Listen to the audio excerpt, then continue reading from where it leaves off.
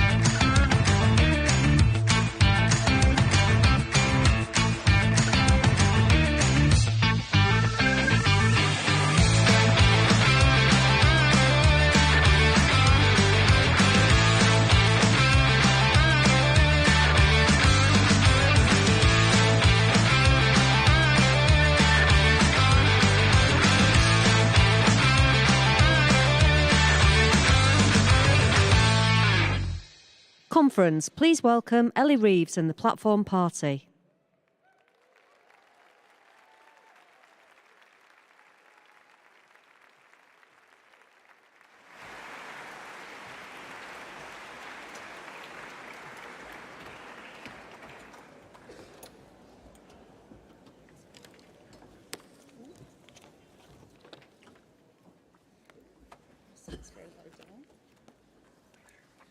Good morning, Conference, and welcome to Liverpool.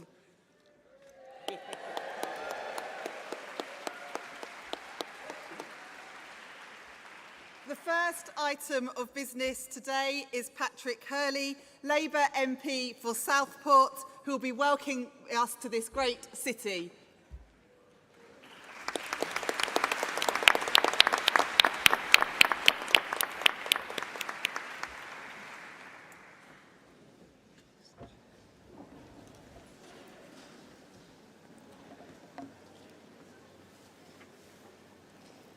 Conference.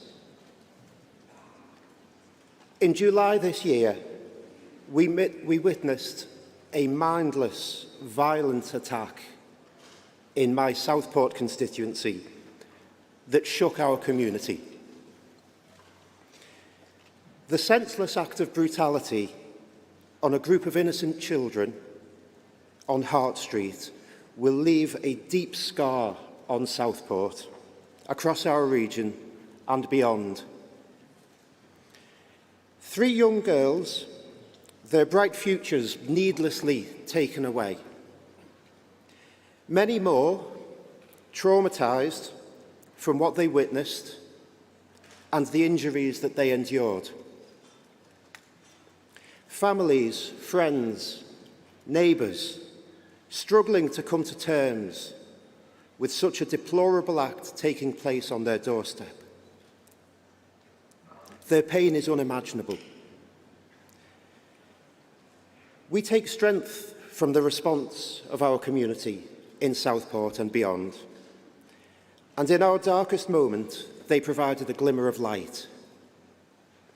Volunteers, local businesses, emergency services, all coming together to support the victims and their families, rebuilding the community when it needed it most. Conference, they are the real Britain.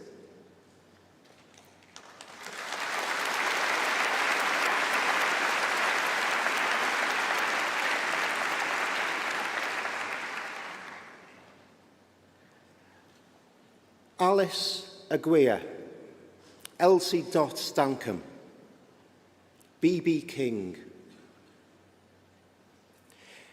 Please join me in a minute's silence to remember them.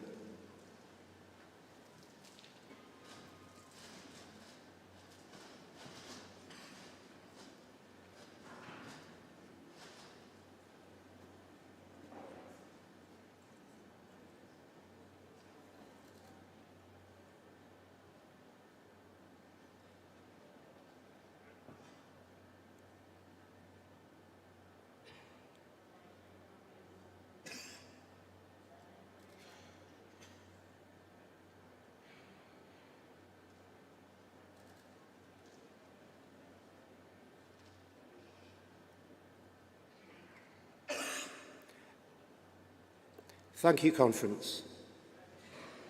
I shall now pass back to Ellie to open proceedings.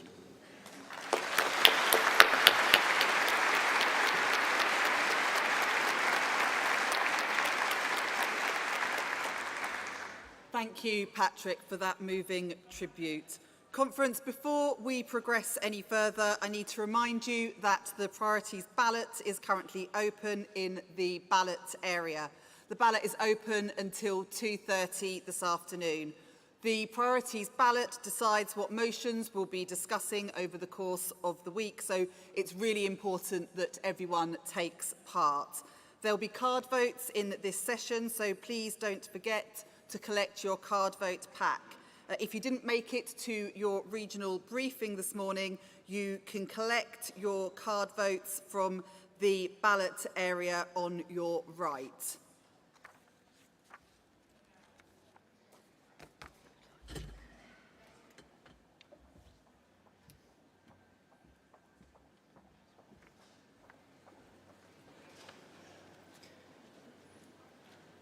Conference. It's a pleasure to be stood here in Liverpool. The first time a government minister has addressed Labour Party conference for 15 years.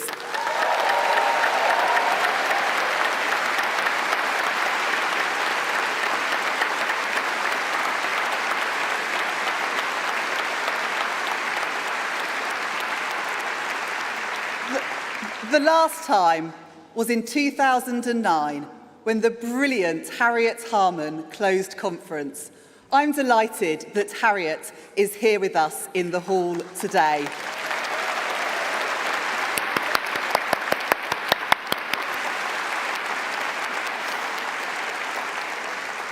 She is a trailblazer for women, reforming Parliament to make it more family-friendly, introducing the Equality Act and being a friend and mentor to so many of us, including me and my sister.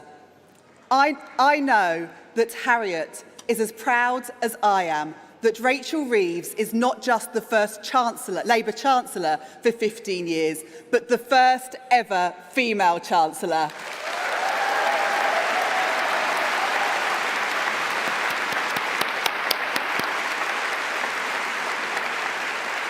Rachel, we've come a long way since I ran your campaign for the mock election at school in 1992. Of course you did. Conference, the last time I made a speech from this platform was as an NEC member in 2016. I'd just served 10 years as a CLP representative. I was vice chair and due to take over as chair, but had gone from topping the ballot to being defeated. The fact that I stand here today, not just as chair of the NEC, but as chair of the Labour Party, is testament to how much Keir Starmer has changed Labour.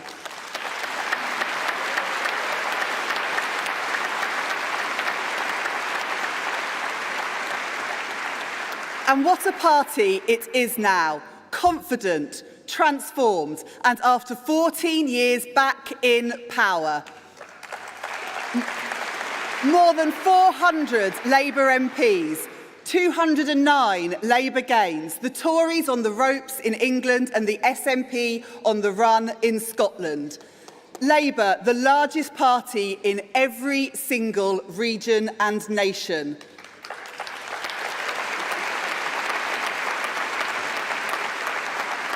None of this was possible without the courage to take difficult decisions, the courage to change. I want to pay tribute to David Evans, our outgoing General Secretary, for his leadership. David, you represent the best of our movement, and I'm sure the whole of conference will join me in thanking you for your service.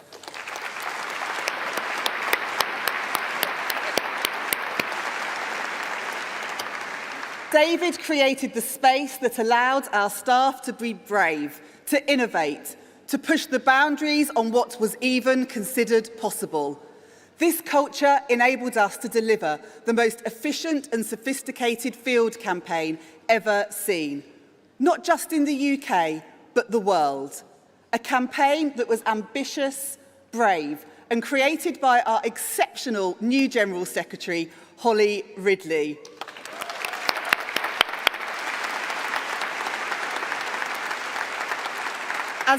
As Deputy National Campaign Coordinator, I worked closely with Ellie on a daily basis.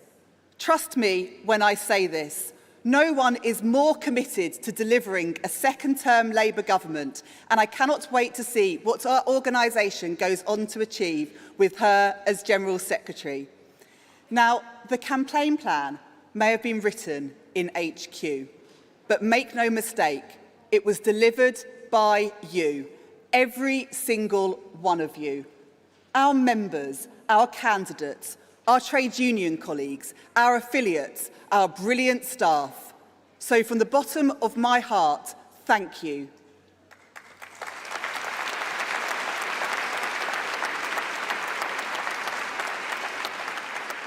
You made our campaign what it was.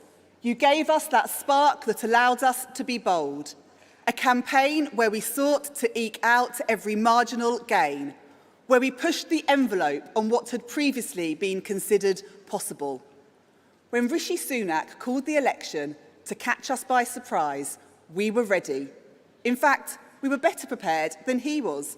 I mean, he couldn't even remember his umbrella. Our print was written, our free posts done, our digital assets were ready to go. And when the starting gun was fired, our movement leapt into action. Over 3 million contacts in our battleground seats, cutting-edge print, state-of-the-art digital that was fully integrated with field for the first time, a razor-sharp message, brilliant candidates of the highest calibre, persuasion calls to hundreds and thousands of undecided voters, more money raised than ever before, and a ruthless twinning strategy that meant that our activists went to the places where they could make the biggest difference. None of this happens without you. Now, there are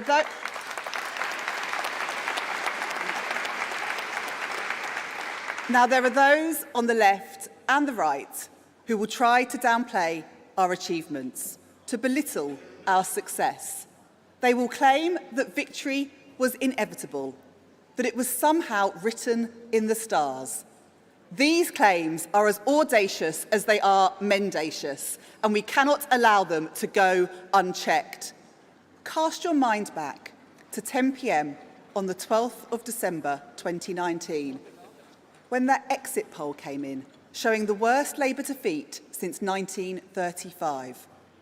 I want you to remember how it felt to have been so resoundingly rejected by the British people, that sinking feeling in the pit of your stomach, knowing that our communities and those who needed us most would bear the brunt of our failure. At the time, the prevailing wisdom was that the Labour Party was finished, that our days of government were over.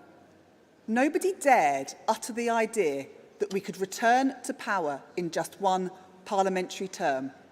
That is, of course, except our new Prime Minister, Keir Starmer.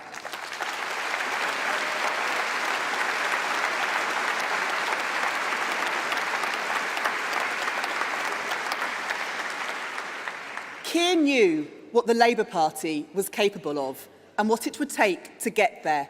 His plan was ambitious and ruthless. We had to change our party, rid it of the cancer of anti-Semitism, make ourselves a party of service once again. Country first, party second, always.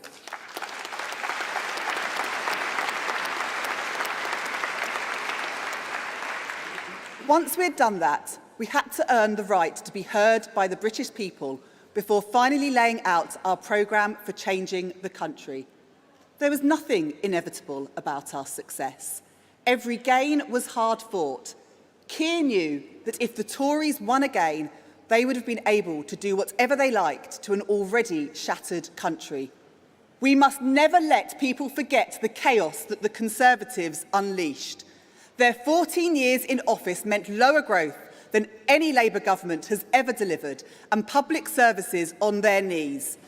Even worse, they set out to destroy people's faith in democracy and in the power of the vote.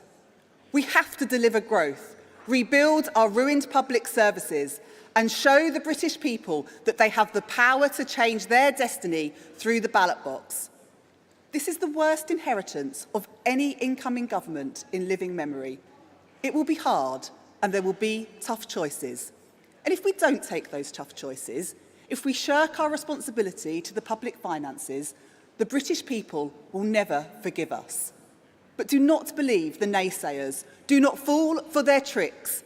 In the last 11 weeks that we have been in government, we have already begun the change, setting up GB Energy, establishing a child poverty task force, reform of the House of Lords, ending the ban on onshore wind, beginning work to return rail to public ownership.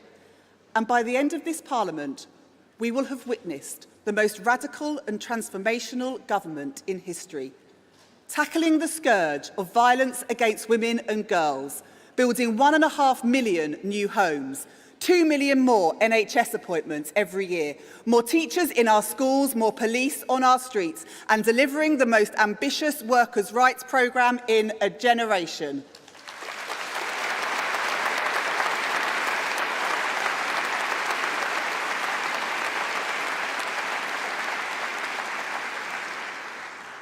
How Harriet ended her speech 15 years ago is as true now as it was then.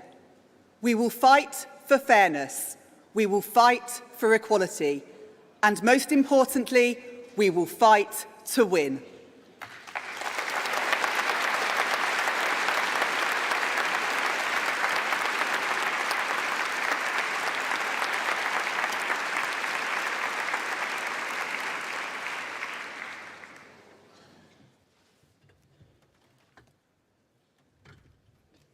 Thank you, Conference. Each day we will receive a report from the Conference Arrangements Committee, which you may hear shortened to the CAC.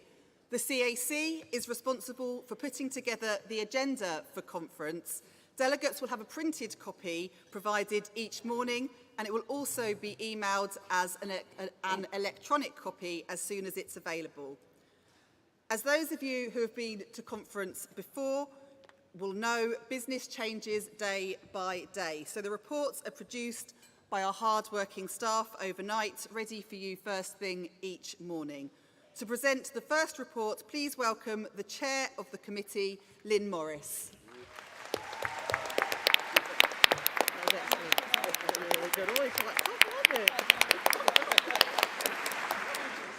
Conference, it gives me great pleasure to welcome you back to my hometown and this great city of Liverpool for this year's annual meeting of our party. Rail renationalisation has already started here. Liverpool was the first fleet of publicly owned trains, as well as bus re-regulation well underway.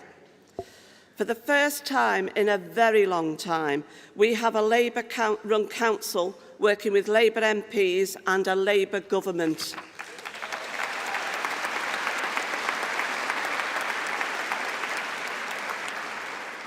This is my first year as chair of the CAC. You might be more used to seeing my predecessor, Harry Donaldson, up here introducing the CAC report. And I'd like to take this opportunity to thank Harry for many years' service to the CAC and our party.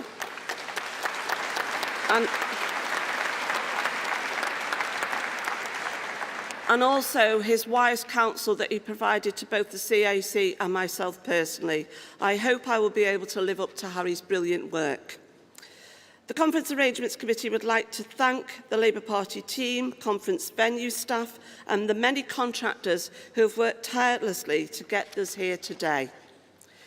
This year's annual conference 2024 is the first since the general election, and it is our opportunity to come together to celebrate our victory in the general election in July. Our Labour government has already started to fix the foundations to deliver the change our country voted for. Today, you will hear from my former colleague and dear friend, Deputy Prime Minister Angela Rayner, our outgoing General Secretary, David Evans, our party chair, Ellie Reeves, and our incoming General Secretary and good friend of the CAC, Holly Ridley. We will celebrate our successes with the Merit and Best Practice Awards. We will vote on topics that we're going to debate later in the week.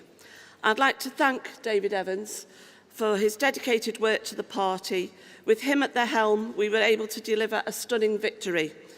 Holly Ridley has certainly got big shoes to fill, but I know she can do just that.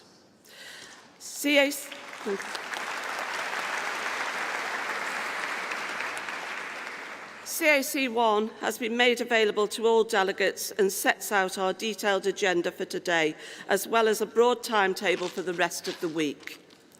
All conference documentation can be found on the members' area of the Labour Party website, with CAC reports added each day. Throughout the week, all information delegates require will be reproduced in the CAC report, which is emailed to all delegates by 8 a.m. each morning.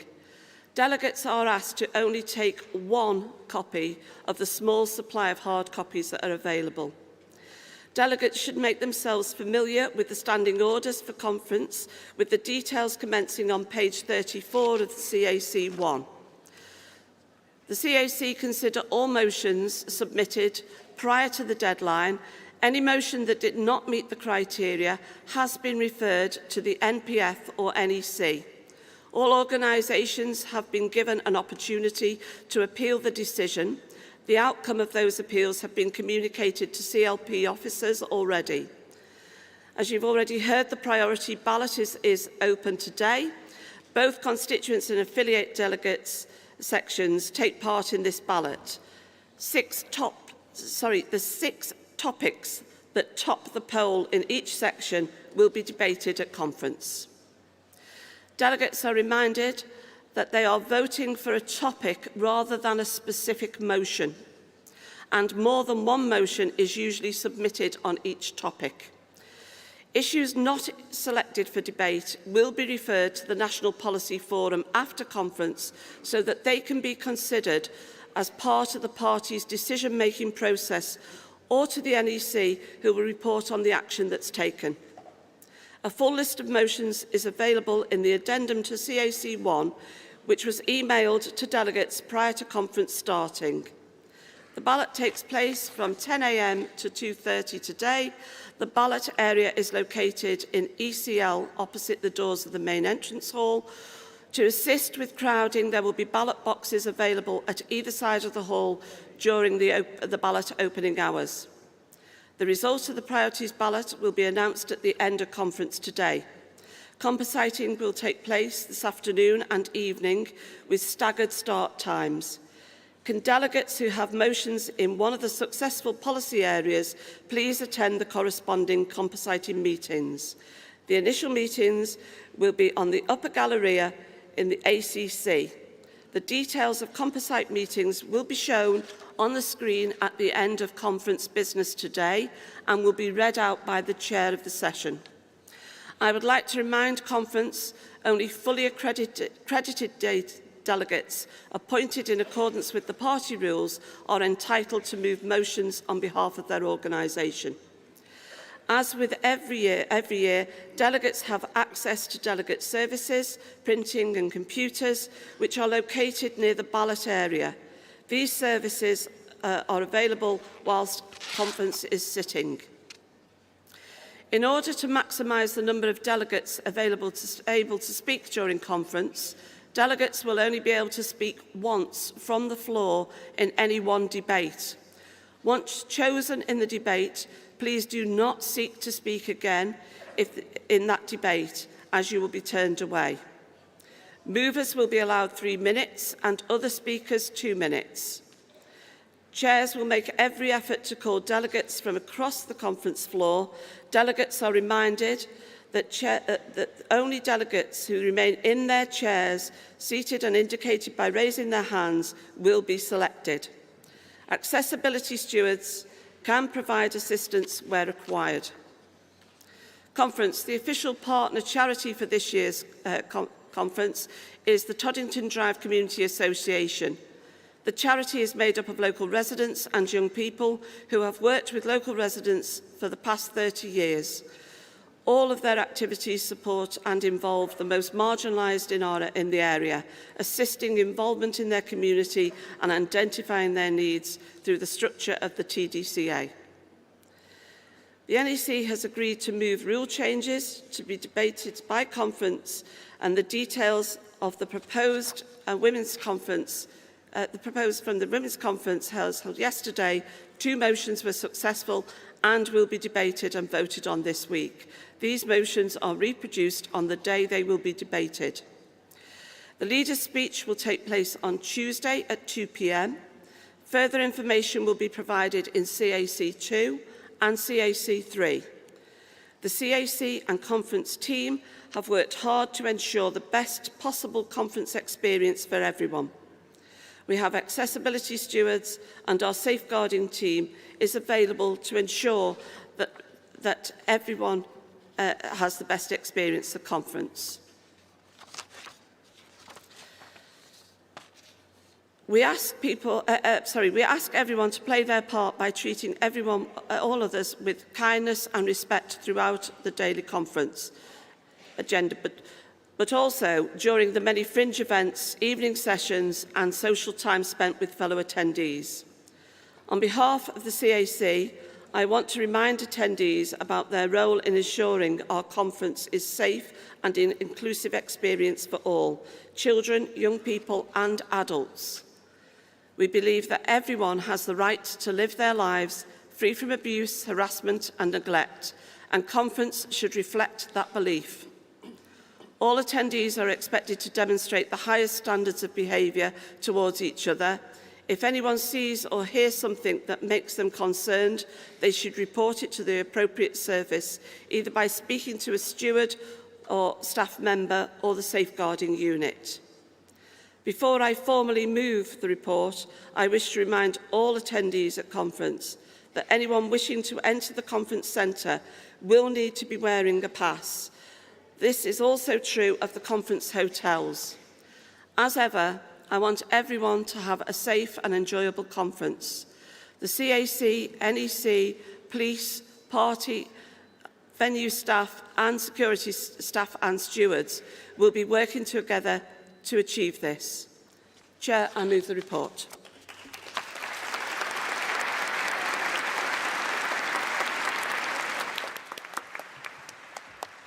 Thank you, Lynn. As Lynn says, CAC are in session throughout conference, so if you have any issues, it's much easier to go and see them rather than raise it on the floor of conference. There now is an opportunity for anyone who wishes to make any points or ask any questions about the CAC report. I just wanted to quickly talk about being asked to speak. Delegates should raise their hands, and as chairs, we'll do our best to pick speakers.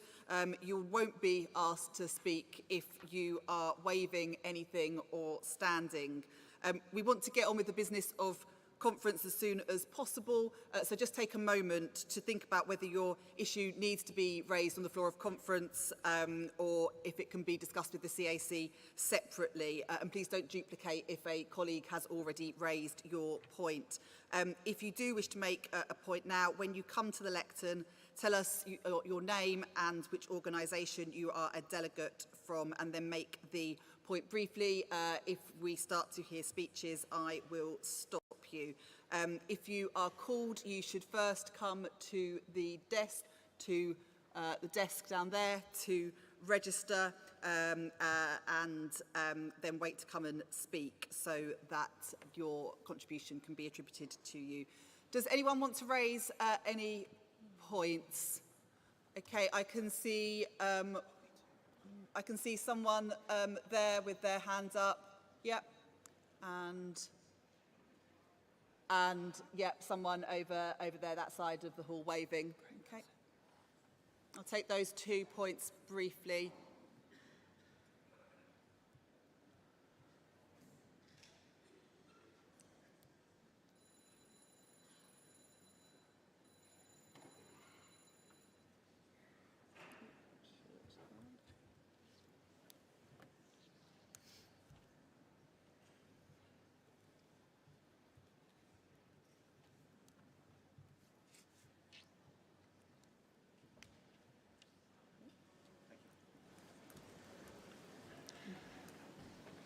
Greetings, Conference. My name is Mark Ladbroke. I'm from the Socialist Health Association, Labour's health affiliate. We're very concerned that our motion that we have on physician associates has been mischaracterised as merely a question of patient safety. It's about the future of the NHS. It's about the future of workforce planning. It's a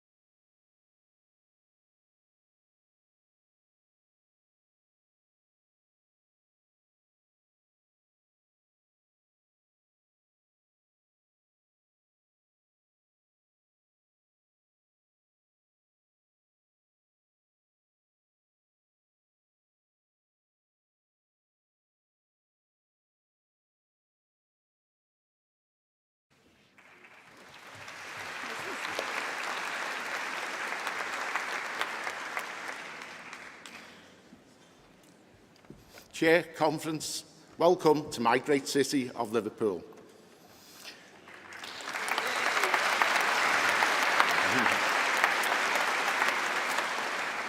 My name is Paul Rochford. I'm a Unison Branch Secretary of Newgate Branch in the Liverpool City region. The charity I work for, Nugent, is a charity that has operated in the northwest of England since 1881. We care for, educate and protect the most vulnerable children, young people and adults through our schools, care homes, community and social work services. And Conference, these are the people who've been slaughtered by the last Tory government. We are very much part of the family of care services that our Labour Party and the trade union movement have been campaigning to adequately resource and effectively regulate whilst in opposition and now in government. In this campaign to drive forward, we need to make it fair for social care and to create a national care service and a new deal for workers in the whole of the United Kingdom.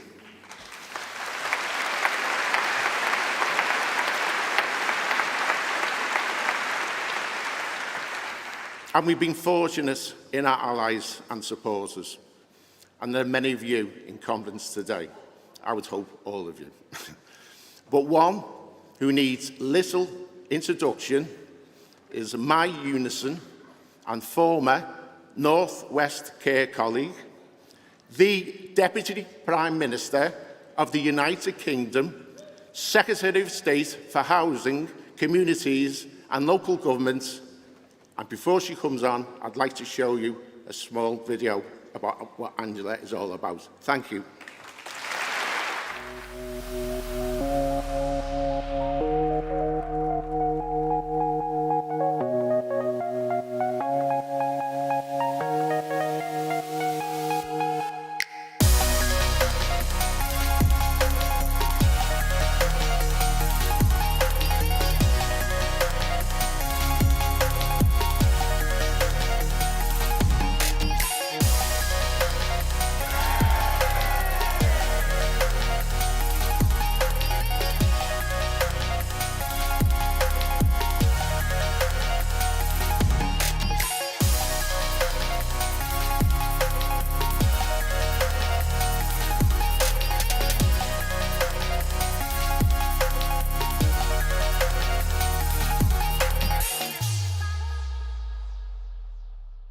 Conference, please welcome Angela Rayner, Deputy Prime Minister and Deputy Leader of the Labour Party. Thank you so much. You're welcome. Thank you. Do your stuff. Thank you. Thank you.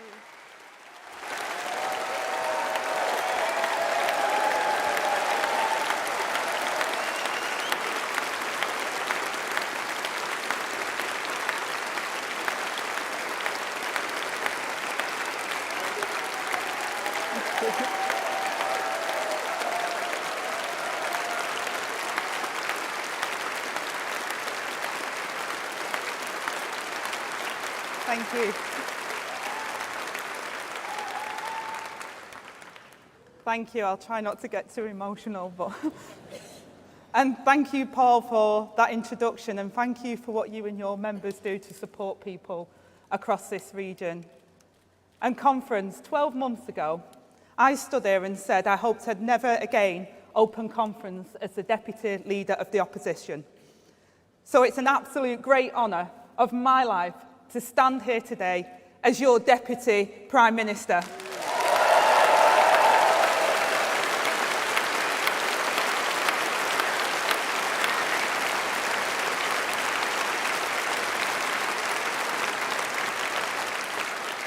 And it's an honour to open the first conference of a Labour government.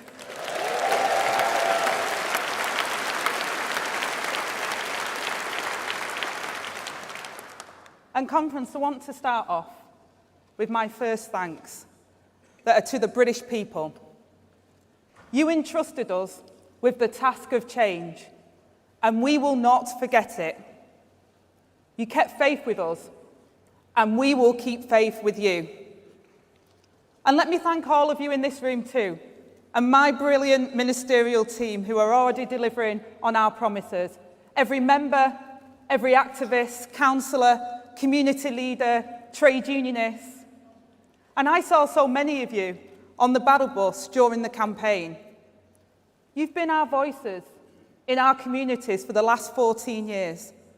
Voices that spoke up when the Tories told us to shut up. They thought our party was history, but this year conference, we made history together.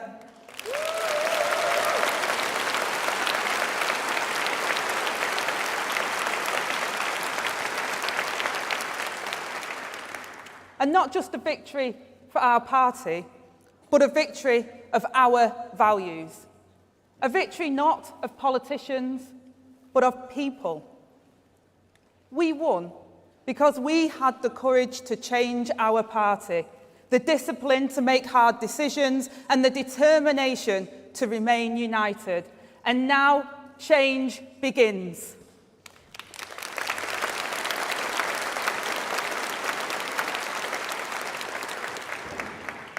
Even now, especially now, there will be no complacency. We've seen where that leads. Don't forget what they did. Partygate, COVID contracts, the lies, division, scapegoating, and the unfunded tax cuts for the richest that crashed our economy. Don't forget any of it. The Tories failed Britain, and they tried to cover it up. A crater in the heart of Britain's economy, a puncher in the pocket of every working family, and a £22 billion black hole. And not so much as an apology, let alone an acceptance from the Tories. Instead, next week, they'll gather in the wreckage of their defeat, reduced to 10-minute auditions for wannabe leaders, beating each other to different shades of blue on a show that no one's watching. Perhaps that's why Kemi launched her leadership campaign with an attack on Doctor Who. It was bad enough. It was bad enough when they wanted to deal with Farage. Now she's doing side deals with the Daleks.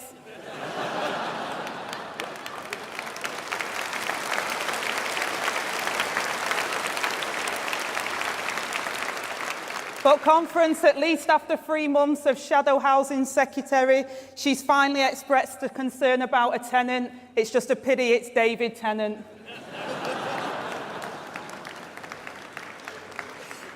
At Conference, it's easy to forget they had 5 leadership candidates, not exactly the famous 5. And they have left us to clear up their mess. And I'm not just talking about the wallpaper in number 10. The Tories have left us facing tough choices, and even tougher ones face families across Britain struggling to make ends meet. And look, I get it. Balancing my own department's budget brought me back to the old days when I had 60 quid to get me through and my son through the week. I know more than most that every pound counts. So let me be blunt. We can't wish our problems away. We have to face them. That's the difference between opposition and government. But Conference, things can get better if we make the right choices. Sustained economic growth is the only way to improve the lives of working people. And we're fixing the foundations to put Britain back on the path to growth. No more talking, but doing. 80 days in government, and we've been busy. A devolution revolution, a bill to deliver new rights and protections for renters, planning reform to get Britain building, a landmark review to fix our NHS, a child poverty task force, 100 new specialist officers to tackle criminals, an end to one-word Ofsted inspections, ending the ban on onshore wind and fines for bosses who pollute our waters, bills to kickstart Great British Energy and to prevent another Liz Truss disastrous mini-budget, put buses in local hands and bring rail into public ownership. Conference change has begun.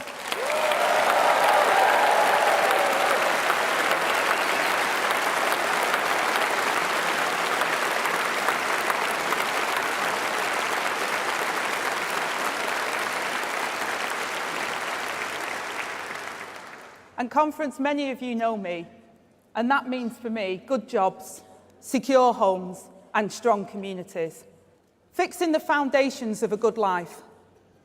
I know it only too well because they were the foundations on which I built a life for my own family, the foundations of what made Britain great and will do so again. When I had my son as a single mum, I wanted to work and I had to figure out a way to do it. My nana said that as long as I put him to bed, she'd have him in the evening, and that was after she'd finished working hard all day herself, so that I could do nights as a home help. And I got the job, and I absolutely loved it. I loved the people I cared for, but it was tough at times. I started on casual terms, and I wasn't paid for travel. Insecurity at work is the daily reality for so many. Far too many people across our country know that the world of work isn't working for them. Now, you may have heard me mention that I was a trade unionist. And if you don't know that, I should probably tell you that Keir's dad was a toolmaker.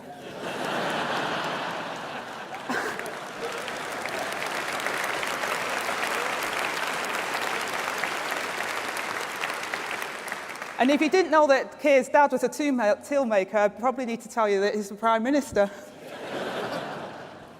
But look, neither of us make any apology for where we came from or how we've ended up here. So when I took on this job, I promised the biggest upgrade to workers' rights in a generation, nothing less than a new deal for working people.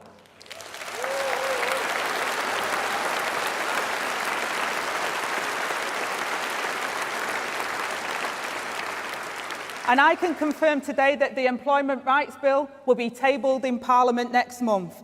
They said we couldn't do it, some tried to stop it in its tracks, but after years of opposition, we are on the verge of historic legislation to make work more secure, make it more family-friendly, go further and faster to close the gender pay gap, ensure rights are enforced and trade unions are strengthened. That means repealing the Tories' anti-worker laws and new rights for union reps too.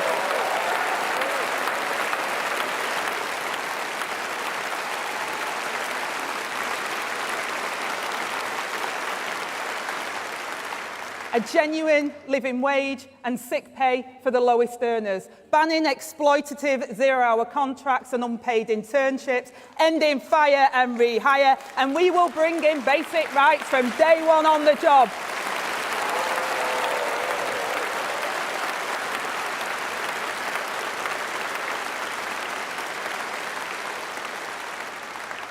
Conference, this is our plan to make work pay, and it's coming to a workplace near you.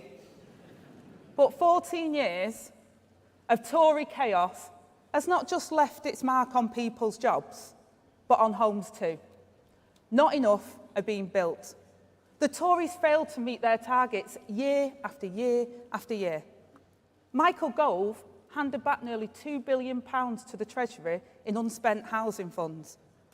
Mortgages have soared. Leaseholders are left at the mercy of eye-watering charges. Renters face crippling hikes in damp and mouldy homes. And homelessness is all around us. The simple aspiration of a safe, secure and affordable home is further out of reach than ever. And we can't go on like this. So change must begin at home. We're tackling the Tories' housing emergency. We will get Britain building and building decent homes for working people. A new planning framework will unlock the door to affordable homes and provide the biggest boost to social and affordable housing in a generation.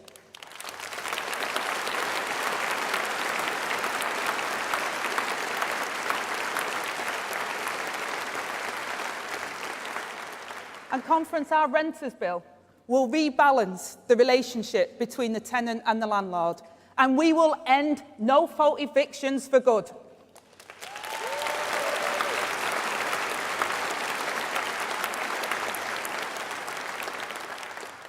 Our long-term plan will free leaseholders from the tyranny of a medieval system, and a cross-government task force will put Britain back on track to ending homelessness. Whether you're a leaseholder, a tenant, a home buyer, or without somewhere to live, this government is on your side. But my mission is not just to build houses, it's to build homes, because we cannot build at any cost. These new homes must be warm, secure, and most importantly, safe. We will give families the security they need to have the best start in life. I know firsthand the difference a decent home can make. When I was growing up, we didn't have a lot, but we had a safe and secure home. Today, not everyone does. Working with the Prime Minister on Grenfell inquiry was one of the most sobering moments of my career. 72 lives lost, 18 children, all avoidable. A fatal failure of market and state, and a tragedy that must never happen again.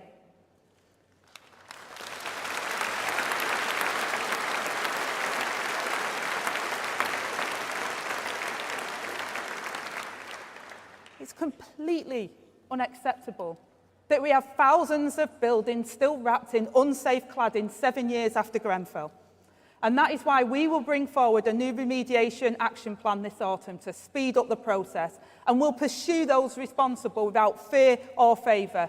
And this must lead to new, safer social housing for the future. Under the Tories, new social housing plummeted. We will reverse that tide, with an ambition to build more social homes than we lose within the first financial year of this Labour government. In my weeks in office, I set out how we will start this council housing revolution. But conference, with government support must come responsibility. This is why today I want to give you my promise that this Labour government will take action to ensure that all homes are decent and safe, and residents are treated with the respect that they deserve. And conference, of course, many housing associations, councils and landlords do good by their tenants. And I know how hard they've had it after 14 years under the Tories, which is why I will work in partnership with the sector to deliver the change. But I will clamp down on damp and mouldy homes by bringing Arab's Law into the social renter sector this autumn, and will extend it to the private rented sector too.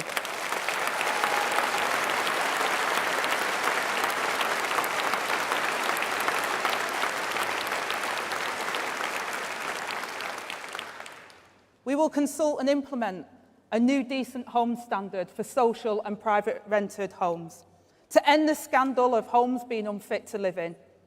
And we'll also ensure that social housing staff have the right skills and experience. And I will ensure that 2.5 million housing association tenants in this country can hold their landlord to account for their high-quality services and homes, so that repairs and complaints are handled faster. But more importantly, so that social housing tenants are treated fairly. I'm under no illusion about the mountain we have to climb. We all saw that this summer. Violent extremists preyed on our communities, and local councils were left picking up the pieces. Local leadership is the foundation of strong communities. And that's why I've put local government back where it belongs, at the heart of my department's name and missions. Because the best decisions are made by those with skin in the game. When I worked in care, me and the other home helped join the union because we knew we had a part to play in improving things. We came together to work with management to deliver a service from 7 a.m. till 10 p.m, 7 days a week, and provide flexibility for the predominantly female workforce.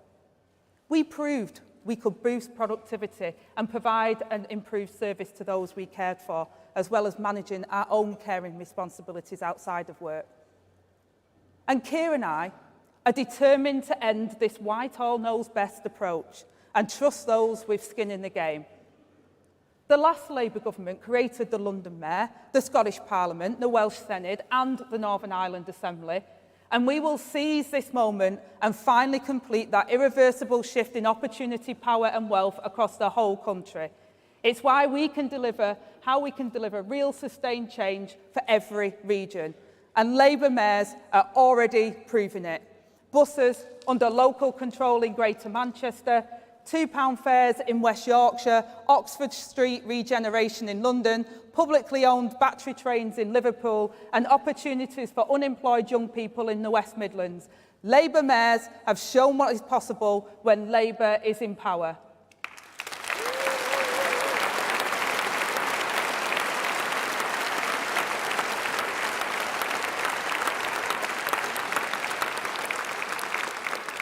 And that is why I'm giving mayors more powers over house building and planning, as well as transport and skills. A new white paper will map out how we will move power out of Whitehall. And I'm delighted to announce today that we will move forward with 2 investment zones, creating high-quality jobs in advanced manufacturing in the West Midlands and in life sciences in West Yorkshire. Just this week,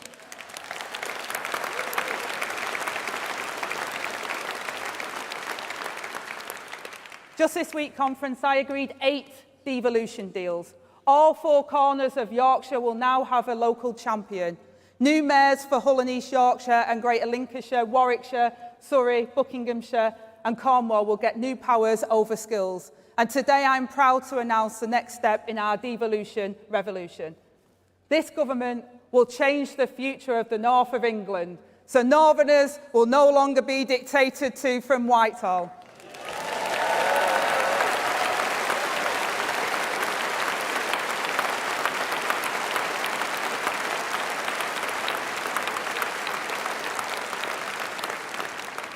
Conference, we will be the government to complete devolution in the north. The change will be irreversible and I will get it done. And as a proud Northerner, this milestone is personal for me. And conference, it was the foundation of a decent home, secure work and strong community that nurtured me. The youth club on a Friday afternoon gave me somewhere to go with a youth worker I could trust. A Sure Start Centre is where I met other mums and learned how to look after my new baby.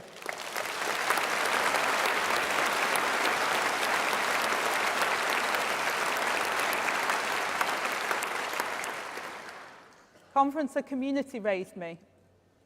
None of those people cast me aside or gave up on me. And when I became a home help, suddenly it was my job to look after the people who once looked after me. Retired professors, teachers, nurses, police officers, they needed my care in the last years and days of their life. Care that they deserved. Care that was my honour to provide. I find myself once again with an opportunity to serve those people who never gave up on me. On the 4th of July, the people entrusted us with the task of change, and hope won. Now is our moment, not just to say, but to do. Labour governments of the past took on this same challenge at a time when Britain desperately needed change. They deserved a better Britain when the odds were stacked against them. And that is exactly what this Labour government must deliver once again. So conference, let's get on with it.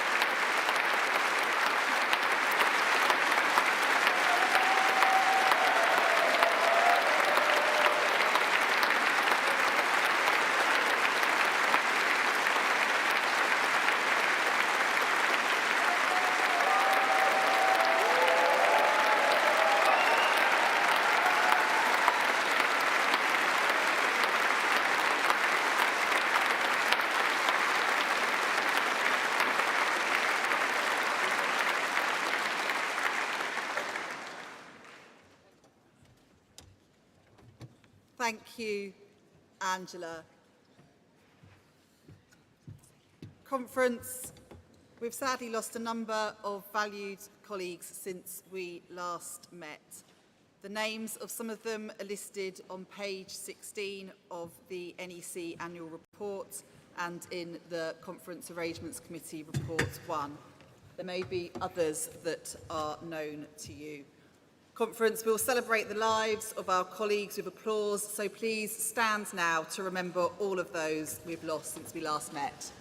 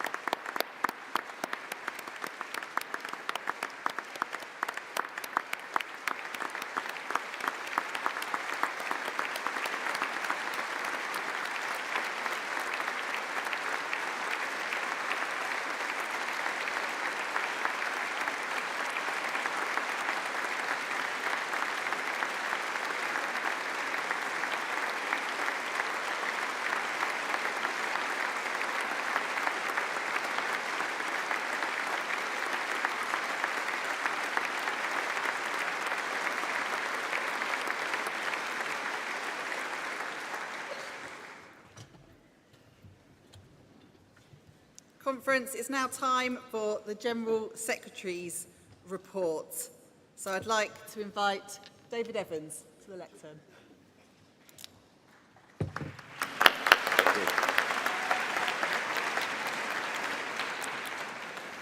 Conference, before I speak, I would like Conference with you to pay tribute to Andy Kerr.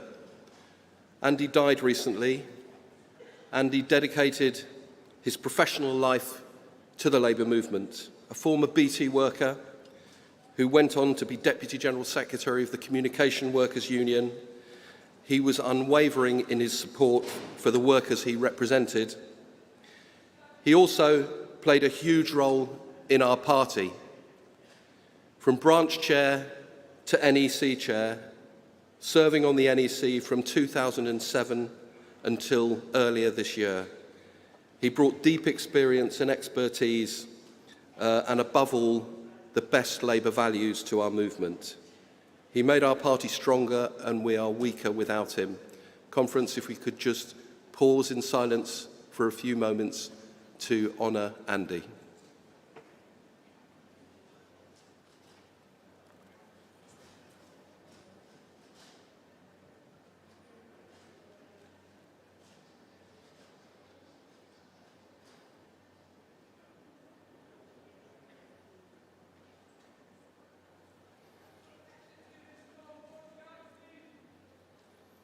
Thank you, Conference.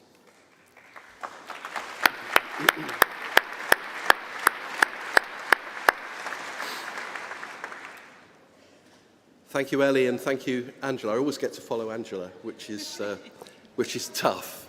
But Conference, this is my 39th successive Labour Party conference, which means I've spent nearly half a year of my life here. Time well spent, I'm sure you'll agree. But now I have 3 days left in this job, so I thought maybe time for maybe 5 or 6 more donation emails pleading for money. Too much, too soon. But look, it's difficult to describe how I feel about having been your General Secretary, but it has been a profound honour and privilege. I'd like to thank my family. I'd like to thank you for giving me this chance, and of course, Keir and Angela for your inspiring leadership and support. But really, I want to thank our staff. There's an old quote that says, "It's amazing what you can achieve when you don't care who gets the credit." And that's what being a Labour staffer is all about. You might not see it, but they walk through walls for this party, and not one of them wants anything other than this party to win. Whatever success I've had has come from appointing people who are better than me and then backing them to succeed. The day after I became General Secretary in May 2020, I did just that. I phoned a phenomenal woman, Carol Limforth, and I asked her to head up my office. Always driving on, always doing the difficult things. She's been running the show for decades, never once asking for credit.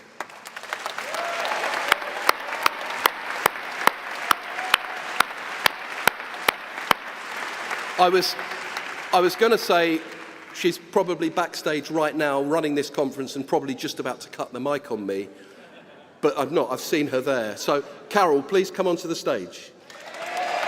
Come on.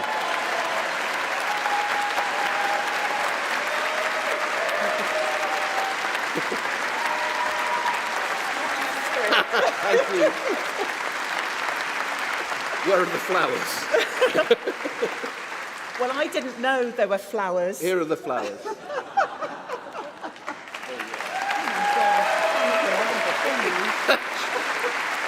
She just said she's going to kill me. But Carol Limforth, my Chief of Staff, my boss, and the woman who really makes the party tick. Because of Carol and our outstanding staff team and all of you, I think we've got quite some year to report back on. At last year's conference, we launched our plan Win 24. And in 24, we won. By-elections, local elections, and of course, the general election. And we must celebrate our wins, of course we must. Not to be indulgent, but because we need to understand how we won to help us win again. And when we look back at political events, as Ellie said, they can seem inevitable, ordained, destined to be, but they never are. Every step is hard fought.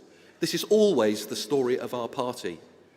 And remember, it was nearly 200 years ago when the Conservative Party was set up by those in power to keep power for themselves. And then, now they're out, beaten, down to 121 seats. Brilliant.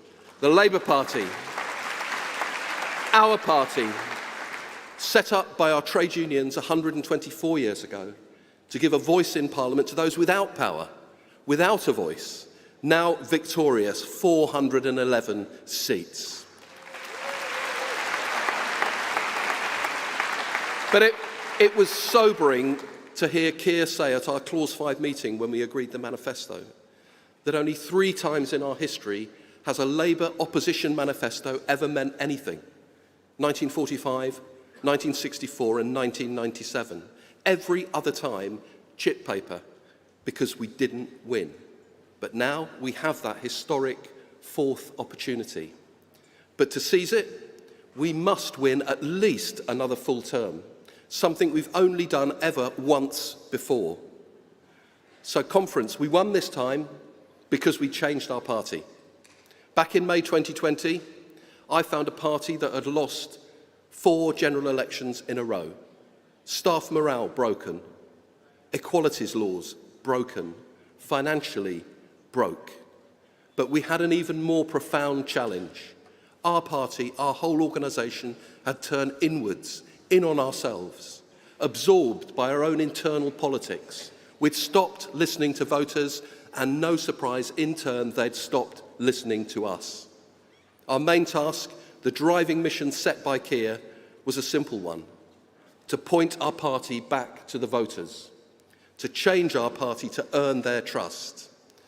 That's why we changed, building the most sophisticated listening machine in British politics, boosted our staff, hiring over 180 digital and trainee organisers to reach out to voters online and on the ground, changed our rulebook so our politicians could focus outwards on their voters, changed our membership card, committing to always put the country first, changed our culture, more open, more inclusive, more risk-taking, more like the best campaigns in the world, changed how we raised money, so for the first time ever we could outspend the Tories, changed our brand to show that we love our country and we are proud to be patriotic.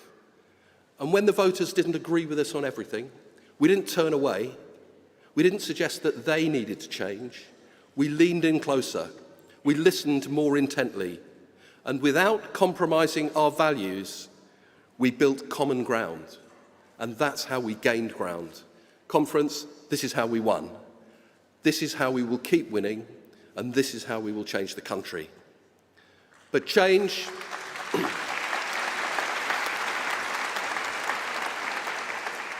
is never easy. People by nature don't necessarily like change. It's risky, it's unsettling, you can make mistakes, and we made a few.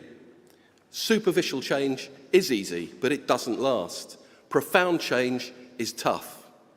We had to rebuild the political, organisational and moral foundations of our party. And fixing foundations causes disruption, upheaval. Things look worse before they can get better. But conference, this is how we built something strong, something to last. And now, thanks to that change, this party can now begin to change our country. But in politics, if you stand still, you get knocked down. Change can't stop. Our mandate is strong, but our coalition, fragile. Last week, I was in my garden, and I found myself watching a flock of geese fly over my house.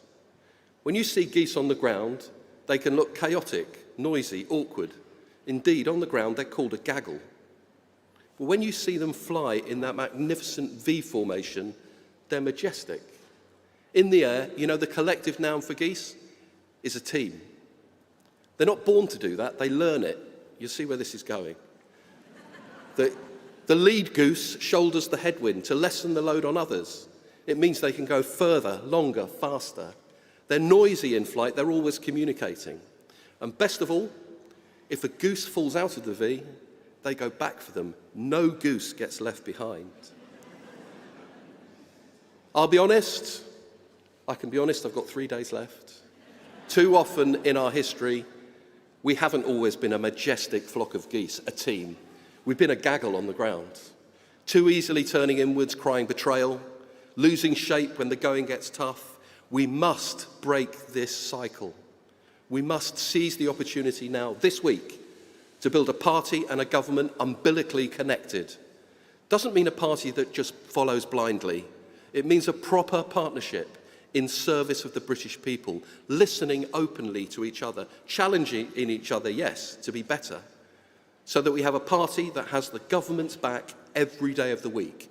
And we have a government that never loses touch with the voters. So let's build that team that seizes this unique, precious opportunity we have to reorder British politics, Labour as the party of government, fulfilling our founders' vision, political power in the service of everyone. Conference, as I stand down, I'm confident we are ready for the challenge ahead. And you know why I'm confident? Because I know in Holly Ridley, we have a General Secretary who will fight every day to win.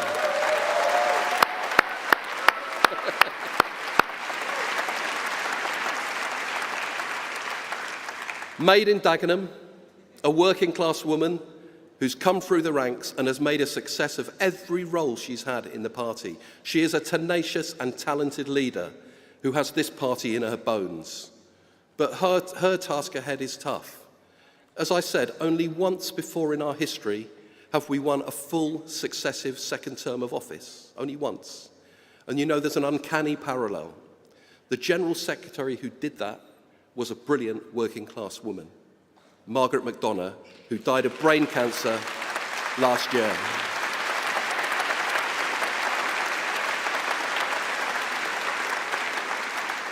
Her sister, Siobhan, who's only slightly less fierce than Margaret, told me to say in this speech that there's a fringe meeting on the campaign to find a cure for that cancer tomorrow at 3:30 in AC12, and you're all expected to be there.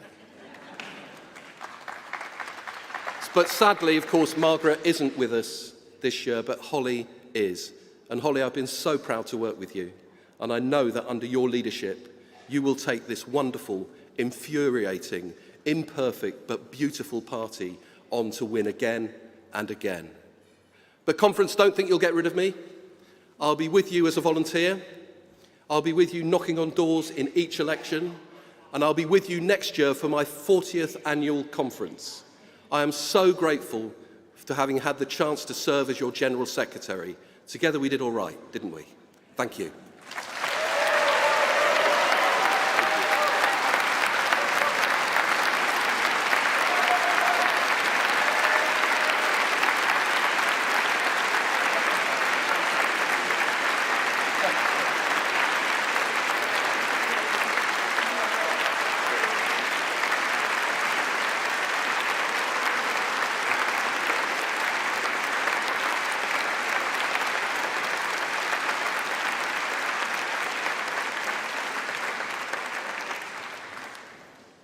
Thank you once again, David, for everything that you have given to our party. Conference will now consider the financial reports, which are listed at page 51 of the annual report. I'll invite our party treasurer, Mike Payne, to present his report to Conference.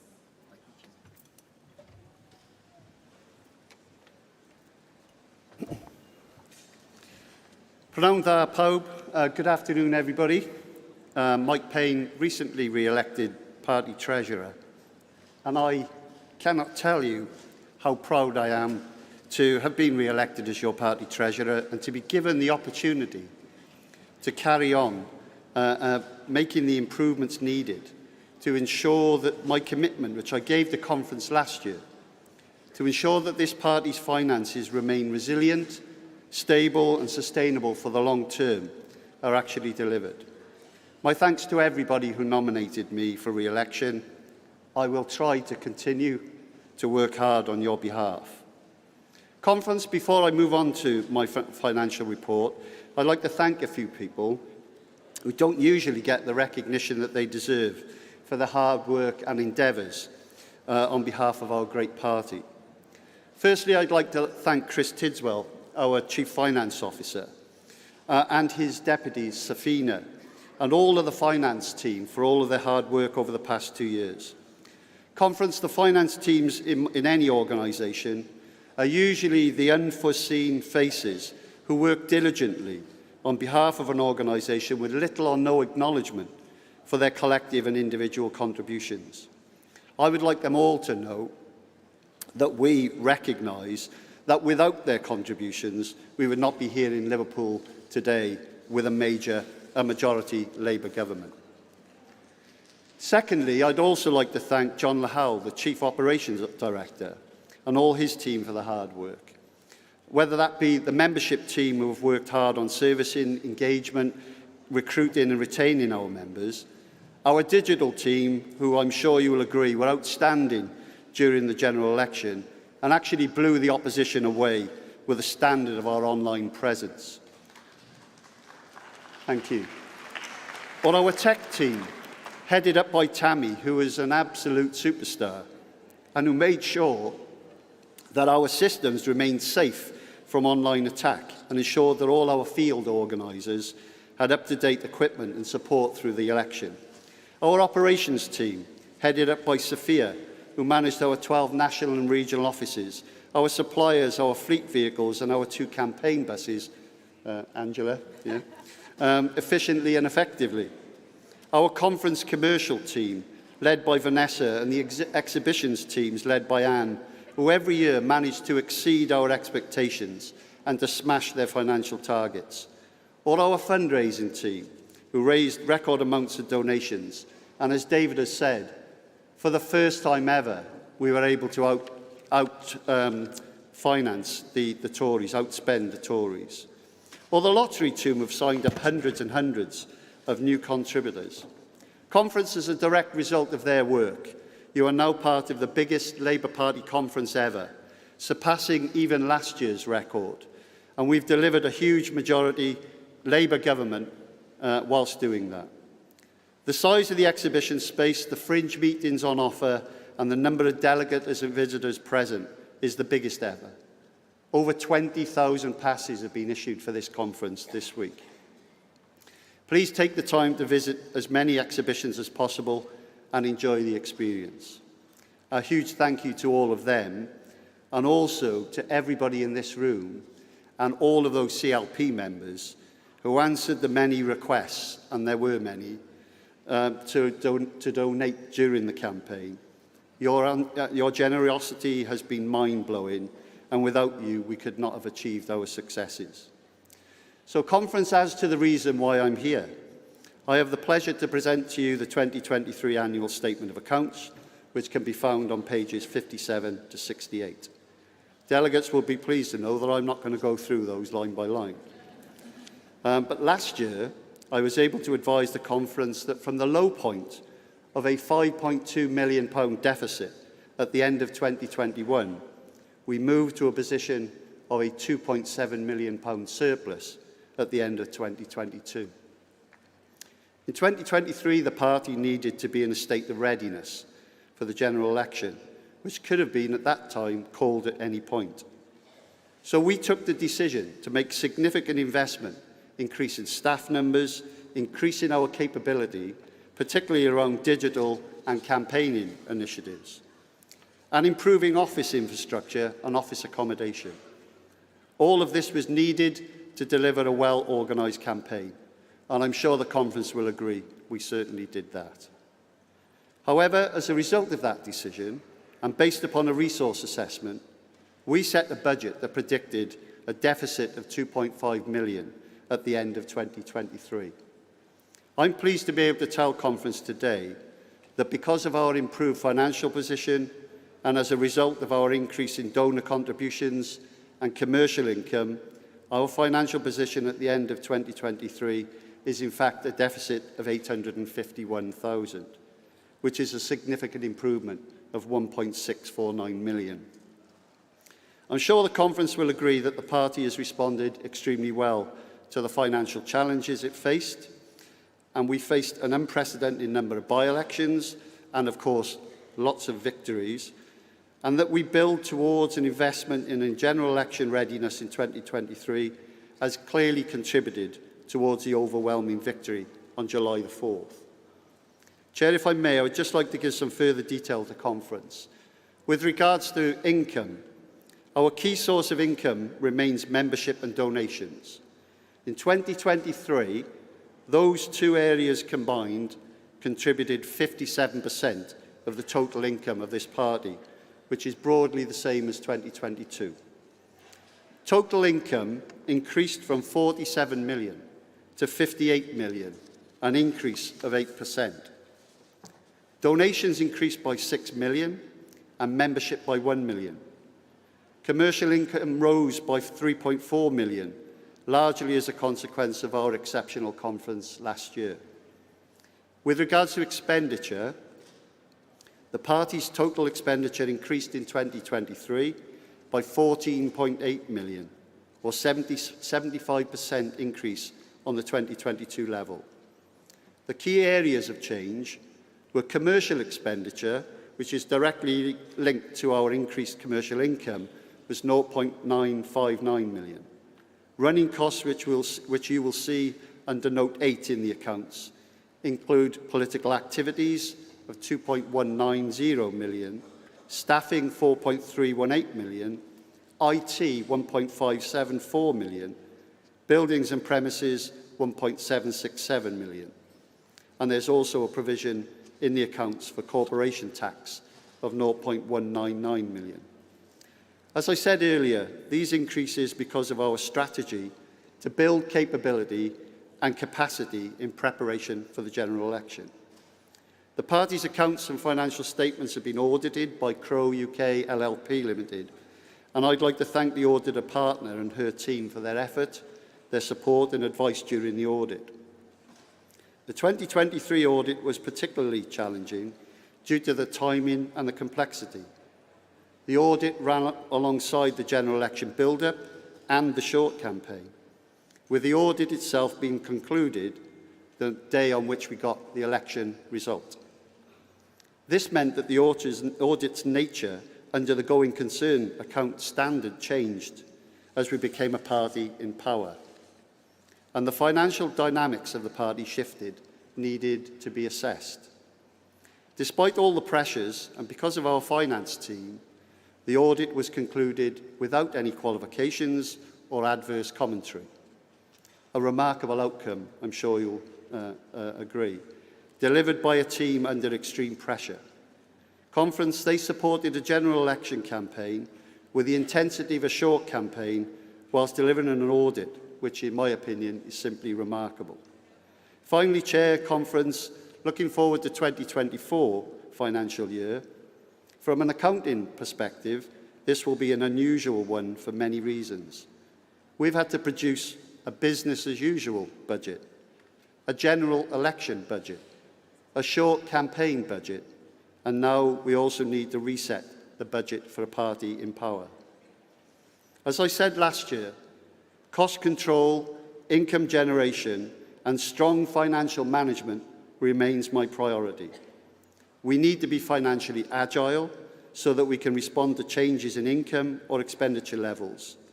We still have campaigns to fight and to win, and we are needing to build a 5-year financial strategy to ensure that the party remains financially stable, resilient and sustainable in the long term. Conference, I have pleasure in presenting my Treasurer's report for 2023. I'm happy to take questions and I'll do my best to provide an answer immediately.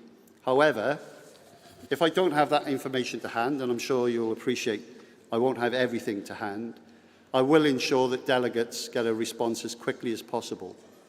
Alternatively and/or additionally, please come and say a hello during the week and raise any discussions or comments you have during that week.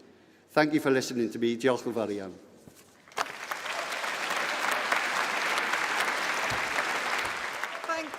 Thanks, Mike.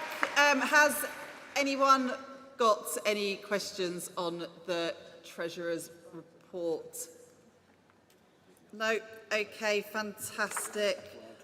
We need to formally adopt these financial statements. Can I see all those in favour of doing so?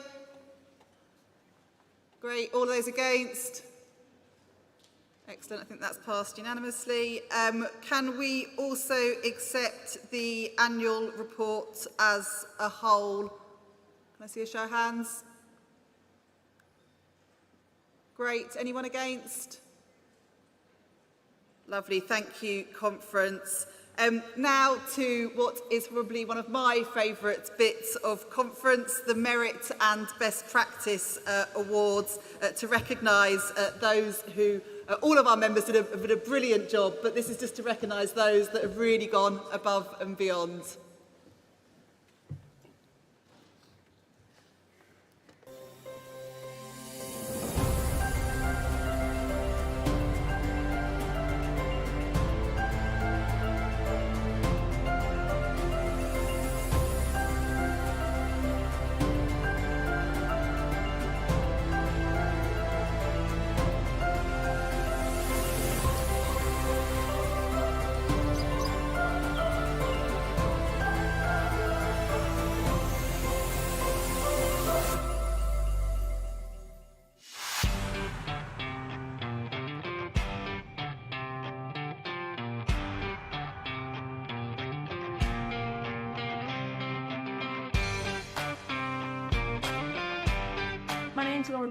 And we have won the Best Campaign Award here in Southport.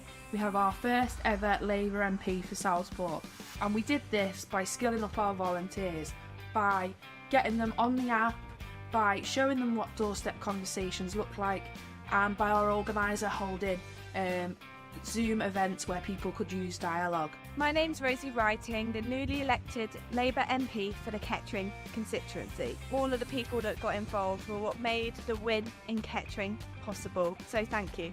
Hi, my name is Sherry. It was a brilliant team effort from those on the ground, supported by campaigners from all over going to help, and we were proud to play our part in the phone bank in Kettering's history-making campaign, electing the first woman MP for the seat against the odds.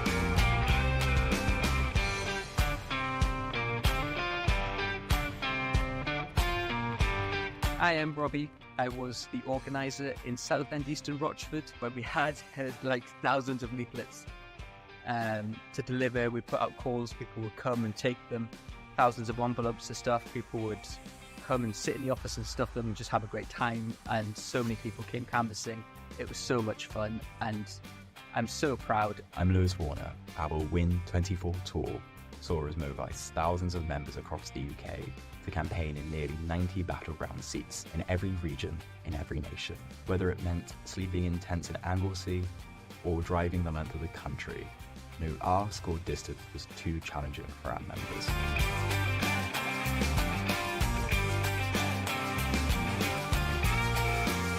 Hi, I'm Alan Gemmell, and I'm the new Scottish Labour MP for Central Ayrshire. We managed to record contacts with 14,000 voters, and I made about 3,000 phone calls. And we were just really focused on winning this seat back.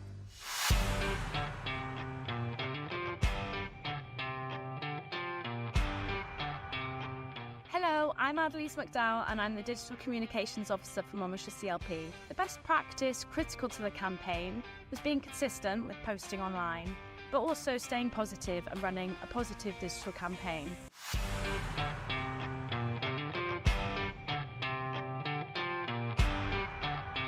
I'm really proud of all the members who gave their time, petrol, all the things that they did to get up to Amber Valley, to get to Erewash, and to have such a fantastic general election result. Well done, team.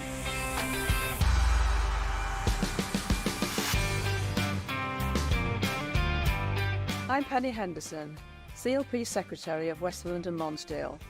For the general election, we were twinned with Barrow-Furness CLP, and it was decided that one of the ways we could support the campaign was to raise funds. We raised £11,824 for Barrow and Furness. This award recognises that we have an integral part to play in our Labour victory.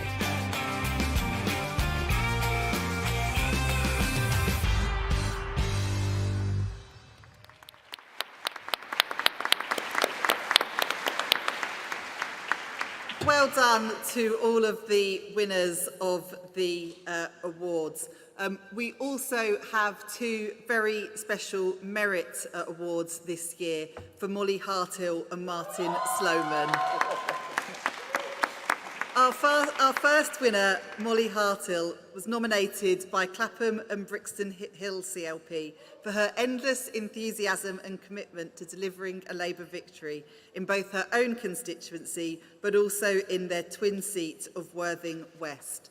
Molly consistently organised CLP trips to Worthing West to support their campaign.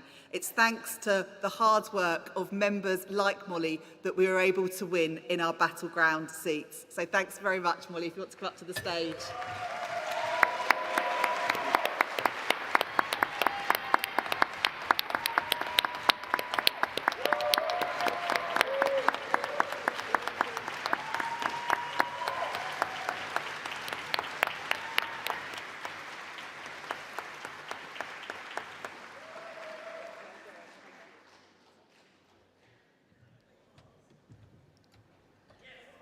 Our second Merit Award is for Martin Sloman. He's been nominated by Norfolk CLP for his diligence and dedication as a member for over 60 years. Martin recalls skipping school to send a telegram congratulating Harold Wilson on his election as Labour Party leader in 1963. But it's now Martin's turn to be congratulated. Although I'm not sure we can promise you a telegram, Martin, if you'd like to come to the stage.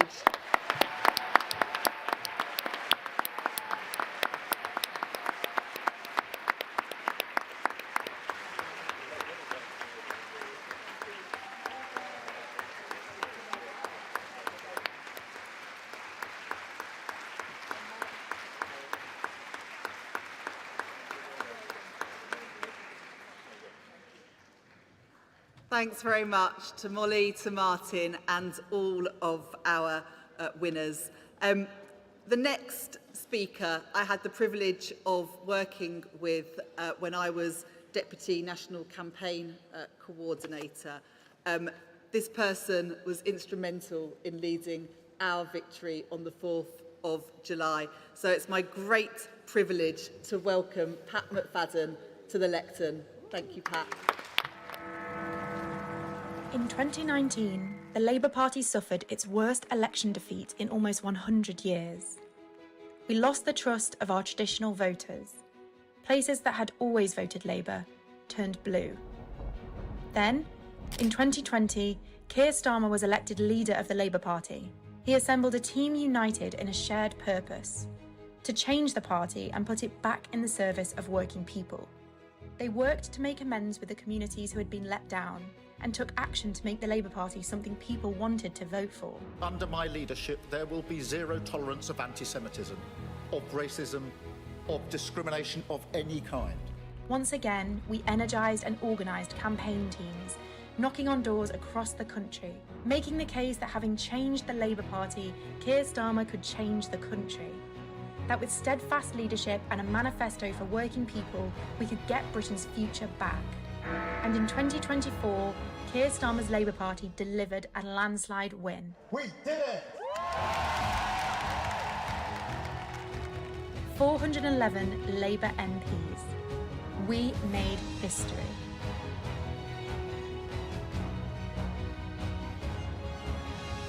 Conference, please welcome Pat McFadden, National Campaign Coordinator for the 2024 general election.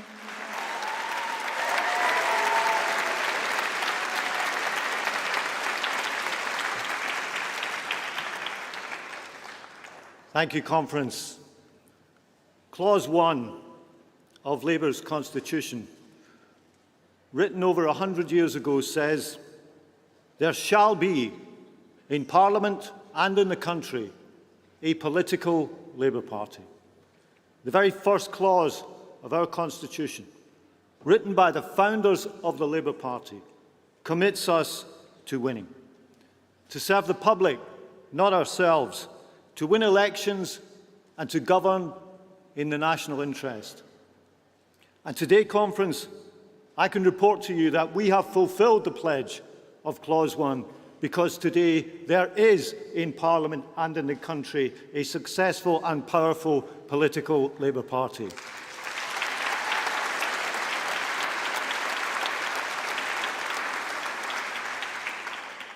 On the 4th of July, we won a majority from opposition for only the 4th time in 100 years.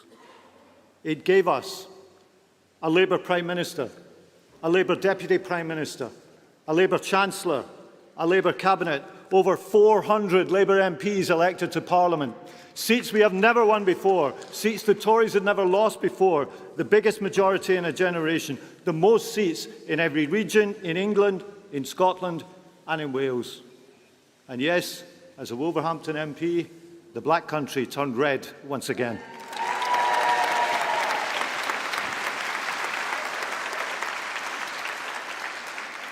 Now, there is no pendulum in British politics.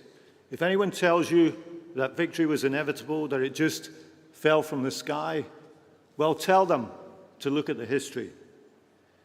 This was a victory that was hard won, and it would not have been possible without your commitment to our cause. So, as the National Campaign Coordinator for this general election, I want to thank you. I want to thank you for everything you did, the leaflets you delivered, the doors you knocked, the phone calls you made, the hunger that made you go out there time after time, and the faith that you showed in our campaign. I want to thank our staff, the greatest campaign team that anyone could ever wish for.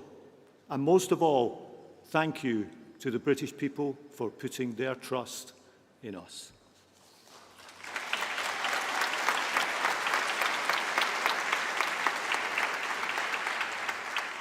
And be clear about why we won. Yes, people wanted to get rid of the Tories. They wanted to turn the page on all the chaos and the drift, on the running down of the NHS, on treating politics as a show, on party above country every single time, on the cynical erosion of the belief in the power of voting to achieve anything. But we must never make the mistake of thinking that disillusionment with the Tories is enough. It's not enough for voters simply to be fed up with the government of the day. They have to think the alternative can do the job. And there have been times past when people have lost faith in the Tories and then looked at us and turned away, decided we weren't ready, that we hadn't changed enough. Well, not this time, not with this leader, not in this campaign. This time we changed the story and won the trust of the British people.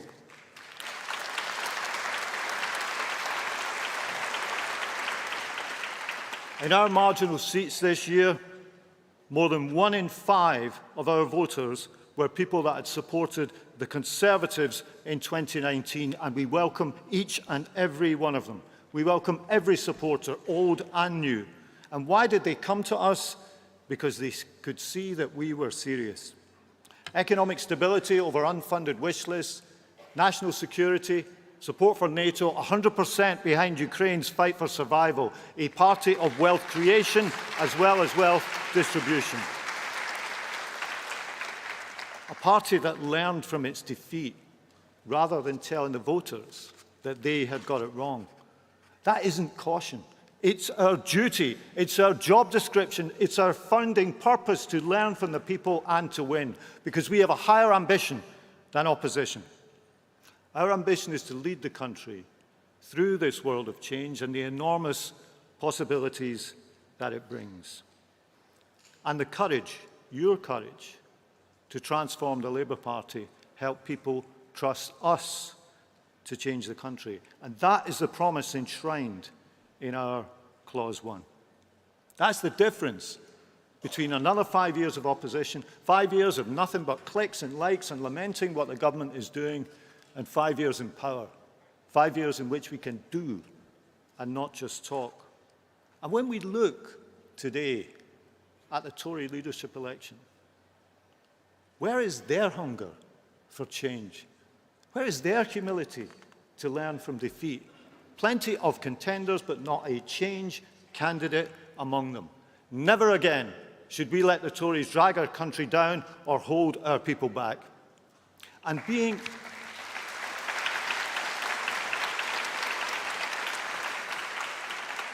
honest about what the Tories left us, about the damage they did to the country, that's not gloom. It's serious, and it's time we got serious about the governance and the future of the country. Conference, our victory has purpose and it has ambition. The Attlee government gave us a welfare state out of the ruins of war. The Wilson government saw how society was changing and let us live more freely together. The Blair government renewed the country and restored the public realm. And what unites them all, every Labour government modernises a Britain that's been allowed to fall behind by the Tories. Every Labour government is about the future. It's about a better tomorrow, not the siren call of retreating to the past. And that's what we'll do now as change begins. Today's Labour government has come to office with 5 missions for Britain. Economic growth for the long term to make you and your family better off, cutting waiting lists and fixing the NHS just as we did before, just as every Labour government always does. Clean power to boost our energy security and create good jobs all around the country. Safer streets because safety is core to the freedom to live your life, and because we understand it is working class communities that are hit hardest by crime. And opportunity for every child of every background, because we believe in the fulfilment of human potential for all our people. These are Labour goals, Labour values, and this is the change that we need. And we've already begun. Creating the National Wealth Fund, a railways bill, a buses bill, ending the doctor strike, Martin's Law, the GB Energy Bill, the Renters Bill, and soon we will abolish the hereditary peerage. And this is just the start.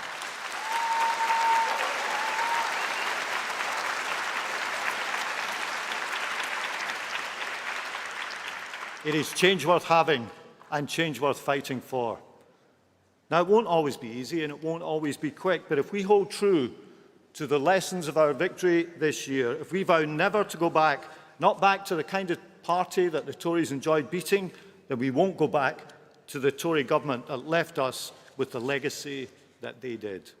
People will judge us at the next election on whether their family's better off, whether their public services are working better, whether we are rebuilding the country, the same things upon which we should judge ourselves. Now, you might have noticed some people are finding it a little bit difficult to accept that Labour is in government, to accept that we have any right to be here. But we're not placeholders. We're not here to mark time. We have a mission, and be in no doubt we are here to make lasting change.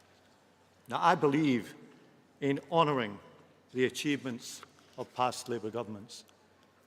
I believe in taking pride in them, but I don't believe in living in them, because it's time now to make new history, to write a new chapter and to be the next great Labour government. So be confident.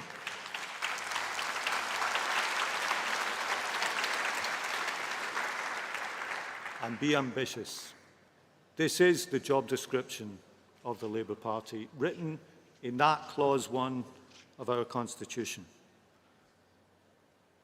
Over time, the way that we win always changes, but the need to win and the reason for winning never do. To build on the achievements of those who went before and to forge once again a better future for this country. And that is what brought us back to the service of the British people. Thank you very much.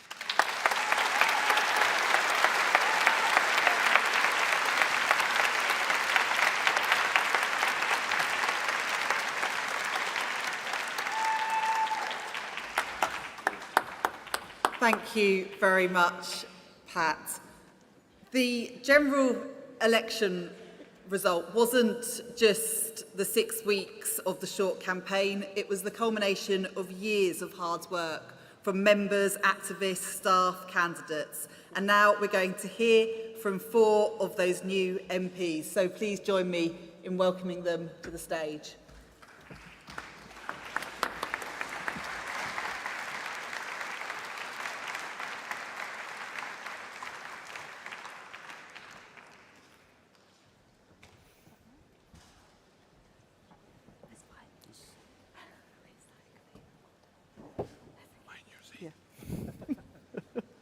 That was successful. Well, it's fantastic to welcome you all to the stage. Kirif Entwistle, our new MP for Bolton North East.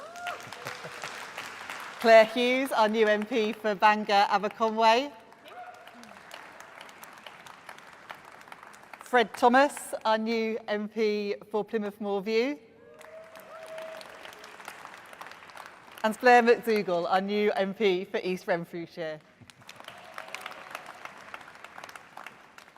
So I've got a question for all of you about how you, how the campaign went, what worked well. But my first question is for you, Kirif. What do you think worked well in your seat, and how did we do things differently in this election? Yeah, absolutely. I think the thing that worked really well, I always talk about this, is data was fantastic. We almost benefited, it didn't feel like it at the time, but we had all our elections the year before. We worked really, really hard on getting our data up to scratch and making sure that we were targeting our efforts in really specific areas, really being mindful and responsive to some of the challenges and issues that were coming up on the doorstep. And just treating it as a really strong listening exercise, making sure that we were having those all-important conversations with those key voters. Thanks, Kirif. That's fantastic. And Fred, I know you got a lot of support from your twinned seats. What difference did that make, having other CLPs coming over and campaigning for you? Yes, absolutely, that's right. We had loads of support. And clearly in contact rate, that makes all the difference. And we know that the more we talk to people, the more they are likely to vote for us. We're not able to do that, and small CLPs particularly. So to have that support is absolutely massive. I think the other thing that it enables you to do is breed a community, bring people in, and we were really focused on that in Plymouth and making sure that we were welcoming to the neighbouring CLPs so that they would keep coming back, which they did, thankfully, and it just built some momentum.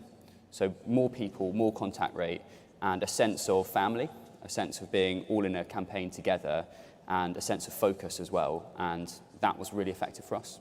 Fantastic. And I know that twinning across the country meant that we were able to get activists into the places we needed them in order to win. So it's really good to hear about your experiences of that.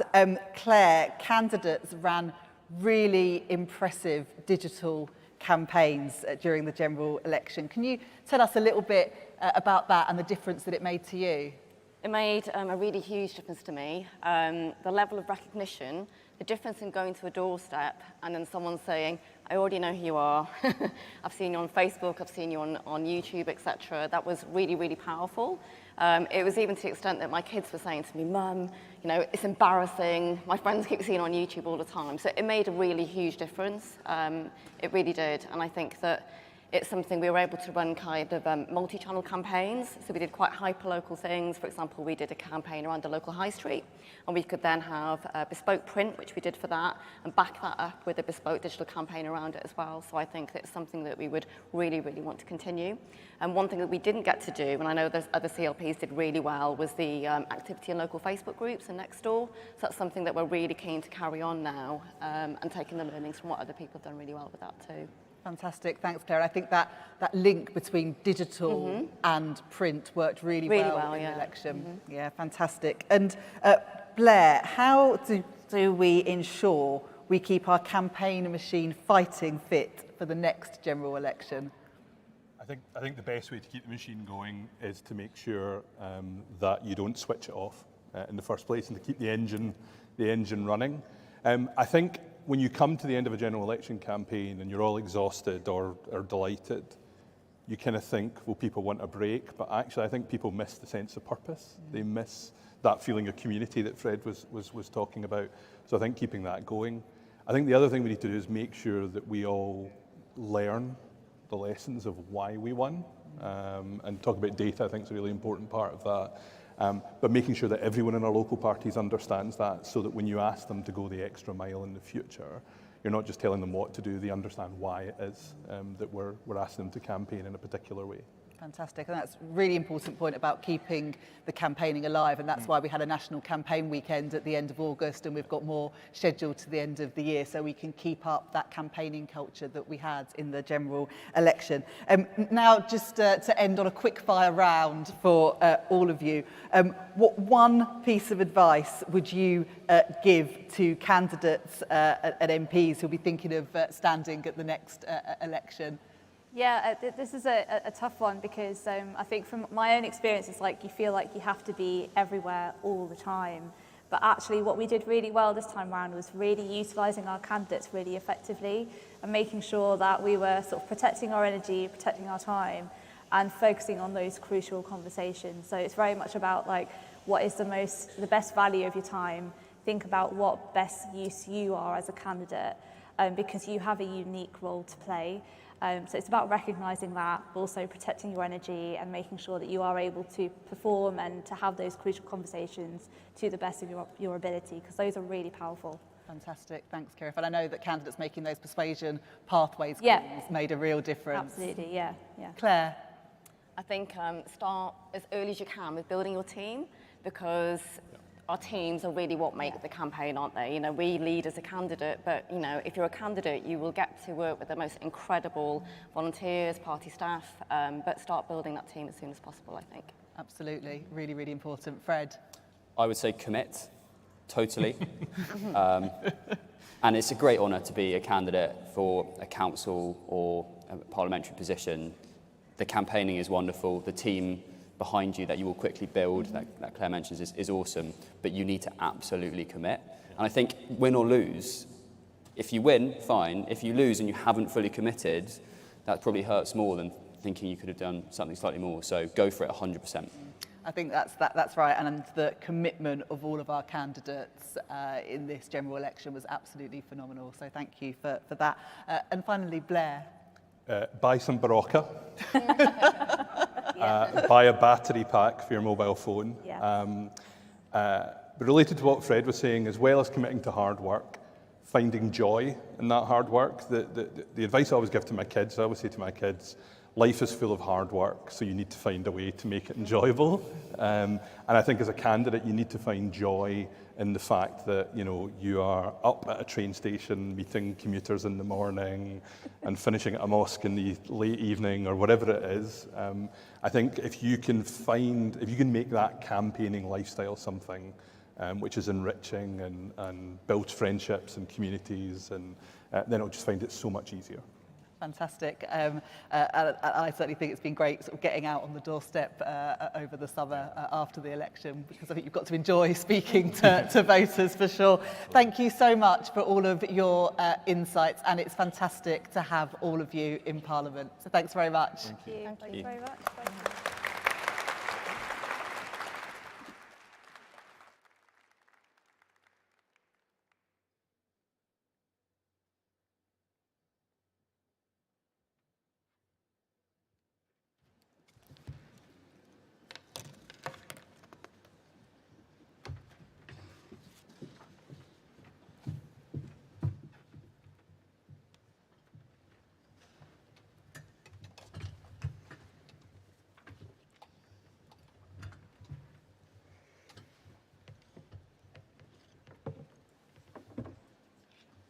Conference, I'm now absolutely delighted to welcome Holly Ridley, who the NEC has chosen as our new General Secretary. Thank you so much, Holly.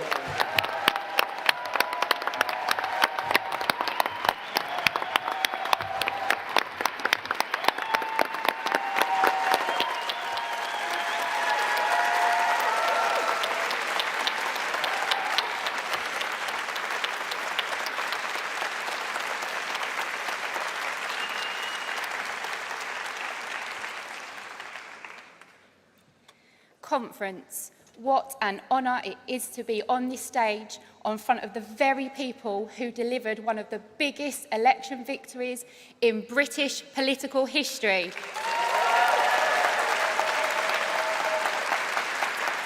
To every leafleter, every door knocker, every councillor and campaign coordinator, every trade unionist and cooperator, every volunteer and staff member, I was so proud to stand alongside you as we sent over 400 Labour MPs to Westminster and put Keir Starmer into number 10.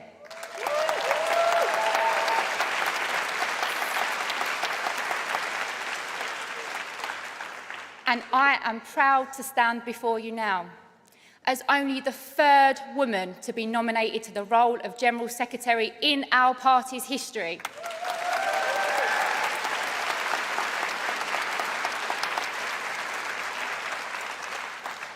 And I want to thank the NEC for placing their faith in me as we work towards the next general election. Because let me be clear, the work to win that second term starts right now.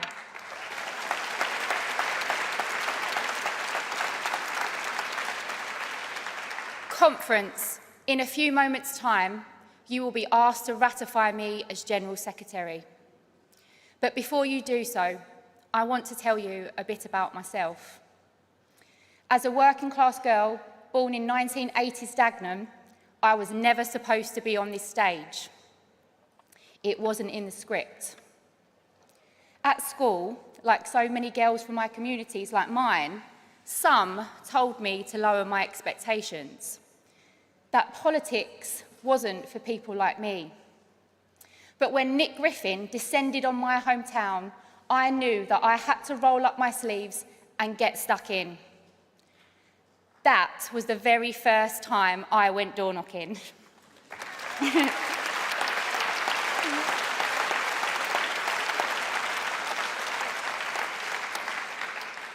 I was not prepared to let the far right sow hatred and division in my community. Doing nothing was not an option. The far right fill vacuums. They exploit fear. But the local party worked hard to show local residents that politics could be a force for good, that their vote could make a difference. And when they finally sent the BNP pack in, I was hooked.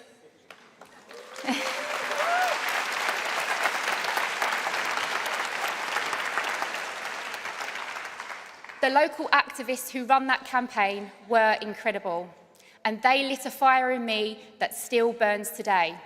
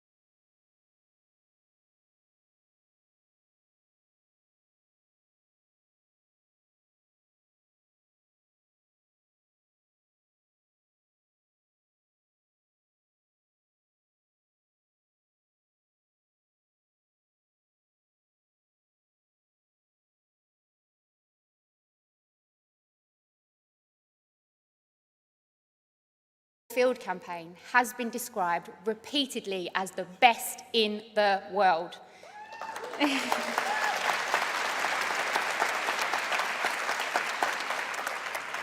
And I want to recognise the extraordinary Labour Party staff who work so hard for it.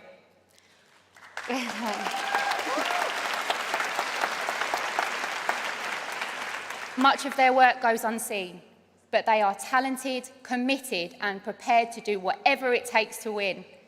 And I know the sacrifices that you all make to deliver a government, and it has been a privilege to work alongside you as we transform our party together, so thank you.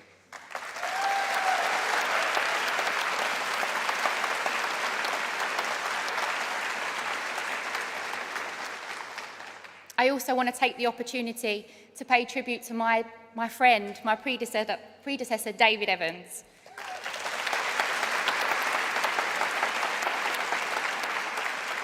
There will be much written about David's tenure, but for me, his commitment to eradicating anti-Semitism from our party, regardless of the personal cost, will always be his enduring legacy.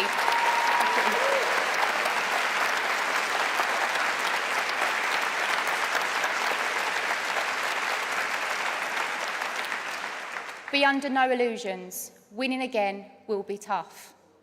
To do so, our organisation is going to have to do things that have never been done before. We will need to innovate, be first with advances in campaign techniques, and sell the story of our success. The 2024 playbook is done. It cannot be used again. Incumbency is the name of the game now. And if I am appointed, our sole focus between now and 2029 will be to win again.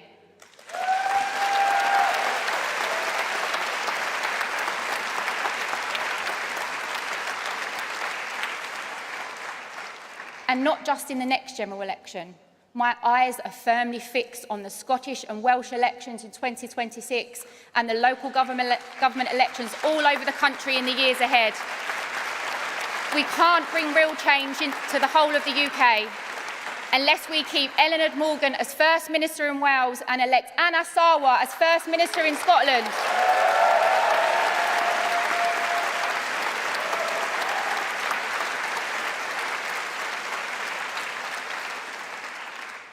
Conference, I have a 5-year-old daughter called Violet. And she is the light of my life. And like a good trade unionist, she spent the election campaign telling everyone she met that they needed to vote Labour for the doctors and the nurses.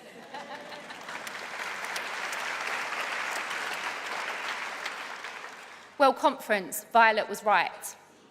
Just a few weeks after winning the election, we had settled public sector pay disputes. We have kick-started a green energy revolution and we have scrapped the Rwanda scheme. Labour values in action in government.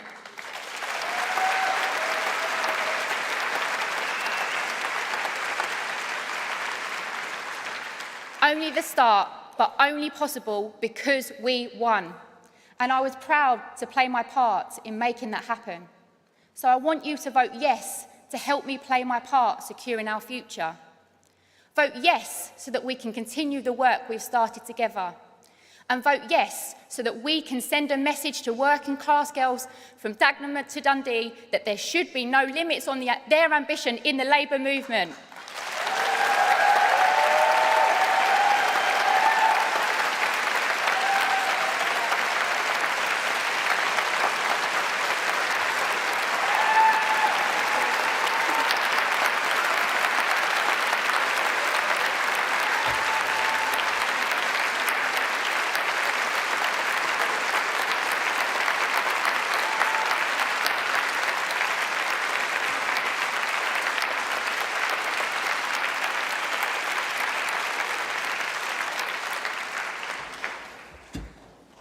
Thank you so much, Holly, for that wonderful speech. We'll now take the vote to confirm our new General Secretary. All those in support, please show your hands. Is anyone against? I think that's passed unanimously.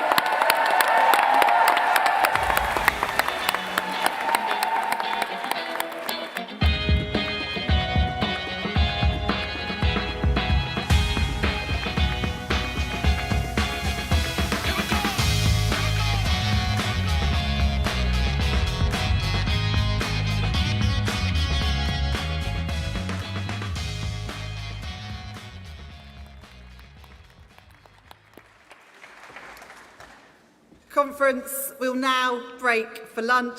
See you back here at 2 o'clock, and don't forget to vote in the priorities ballot.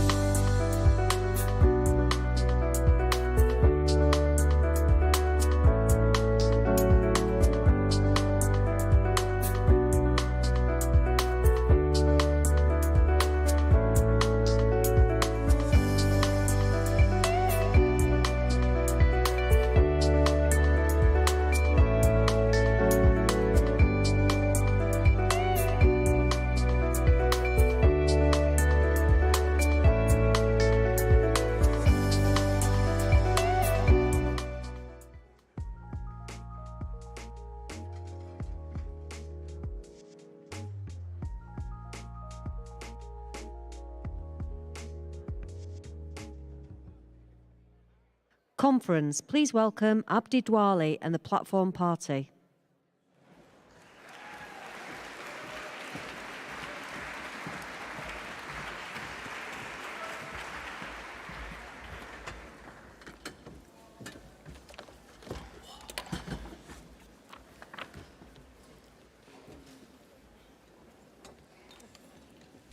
Welcome back, Conference. My name is Abdi Dwali, member of the NEC, representing CLPs and re-elected for another 2 years. So thank you very much, Conference. I hope you all had a very good lunch. Our first speaker of the afternoon session will be Chief Secretary to the Treasury and Bristol North West MP, Darren Jones.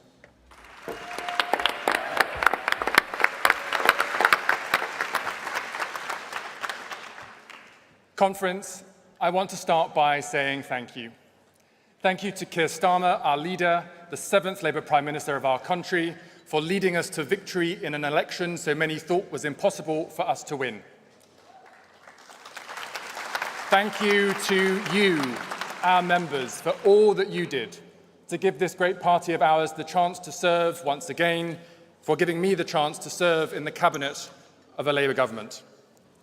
Conference, for generations, my family worked at the Bristol docks.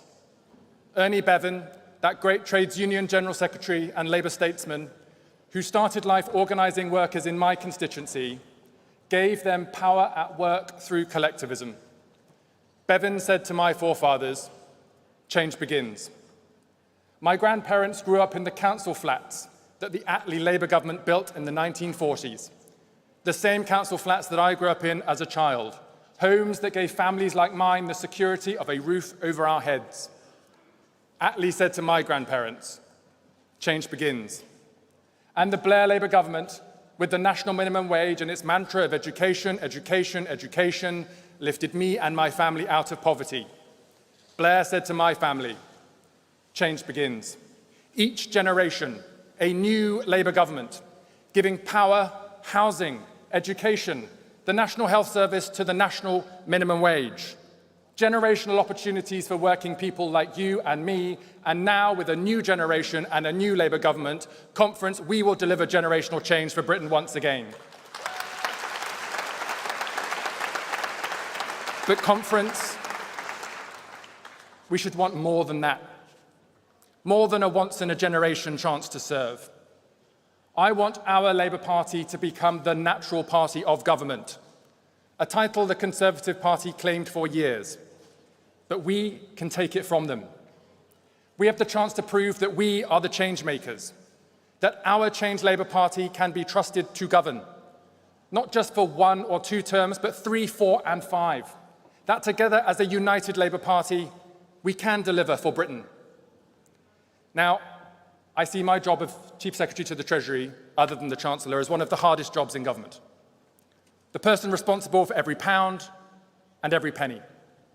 The person who wants to say yes, but often has to say no. The person who follows the money and asks, does it add up? How will it be paid for? Can we afford it? How do you know it will be spent well? How do we really fix this problem? But underneath these questions is a serious point. When the Conservatives crashed the economy, working people paid the price. When they left no money for public services and ran away, working people paid the price. When the Tories lied to the public, we all paid the price. These problems that we are dealing with, they were not inevitable problems. They were created by the Conservative Party. So, conference, let us be clear. Never again. Never again will we let the Conservatives wreck the economy. Never again will we go back to the chaos of the Conservative Party. Conference, never again should we let the Tories get their hands on the keys to Downing Street.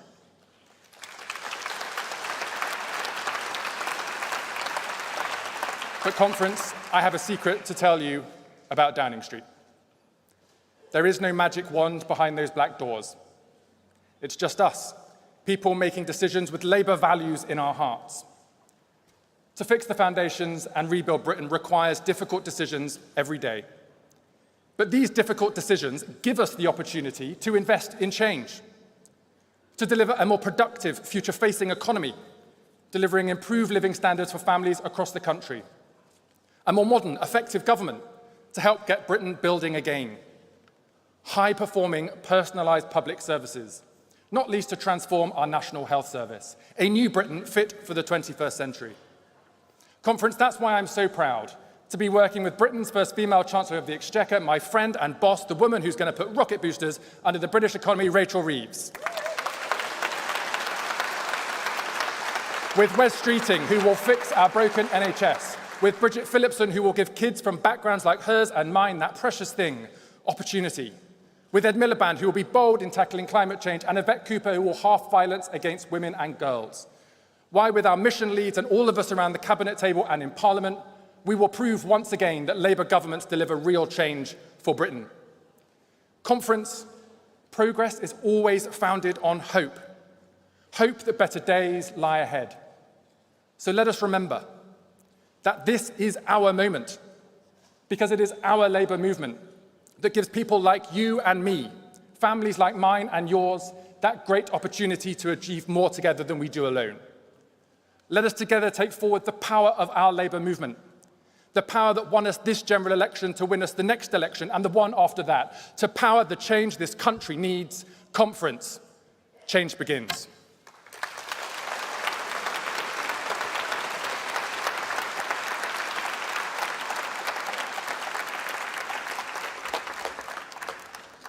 Thank you very much, Darren.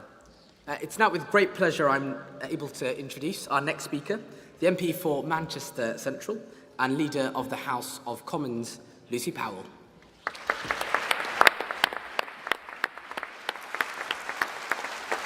Thank you. I'm thrilled to be here speaking as the first Labour Leader of the House of Commons in 15 years. But what on earth does the leader actually do, apart from holding swords at coronations? My job is twofold: restore trust and respect in politics and ensure we deliver our bold and ambitious legislative agenda. Both are vital and connected and much needed. Populism and extremism feed from a belief that nothing ever changes and that all politicians are the same. The easy answers, lies and conspiracy theories, too readily sought when the status quo fails to change and improve ordinary lives. Progressive politics needs and must show the opposite, that politics is a force for good, that it can bring about change, that it does work in the interest of the many, not the few, that democracy, not hate and fear, can deliver change. And after an era of false promises, misspent hope, money wasted, long-running injustices denied, broken public services, economic folly which cost us all, a country which frankly just doesn't work, it's no wonder that people have lost hope. And that's why our drive to a government of service is so important. Rebuilding trust and delivering what we said we would. And let's be honest, Conference, some want to paint a picture that nothing will change, that we are all just the same. I totally refute that. First, conduct matters. That's why one of the first things I did as leader was to pass a motion to limit MPs' second jobs. And we will go further. I've set up a House Modernisation Committee to drive up standards, tackle bad culture and make Parliament more effective. Transparency matters too, and it's not always easy. But the question is, are we delivering on our promises without fear or favour? And judge us by our actions. We are on the side of fans, passengers, consumers and workers. And this couldn't be more different from the recent past, could it? Instead of strengthening the rules for MPs, when one of theirs was found in serious breach for lobbying, Tory MPs voted to get him off the hook. And what about their fast lane for mates? Billions of taxpayers' cash spent on crony COVID contracts. And let's never forget, they changed the law so we couldn't socialise while secretly partying themselves and then lying to Parliament about it for months. So don't let anyone tell you, Conference, we are the same, because we are not. The most important thing to rebuild trust is doing what we said we would, bringing about the real change people voted for. It sounds basic, but it's the bedrock. And in Parliament, that change has already begun. I was so proud to be at the heart of shaping our first legislative programme for government in 15 years. A King's Speech that is big, bold, and it's Labour. It's the most ambitious of any incoming government for a very long time. And look what we've already done. The Fiscal Responsibility Act, our first new law, so that Liz Truss can never happen again. A first bill to take our railways back into public ownership. Legislation to set up Great British Energy. A bill that puts water bosses on notice to clean up our rivers. We've introduced the Renters' Rights Bill, finally ending no-fault evictions. House of Lords reform. And Conference, I can tell you, we are working at pace to meet our manifesto commitment to introduce the Employment Rights Bill within 100 days.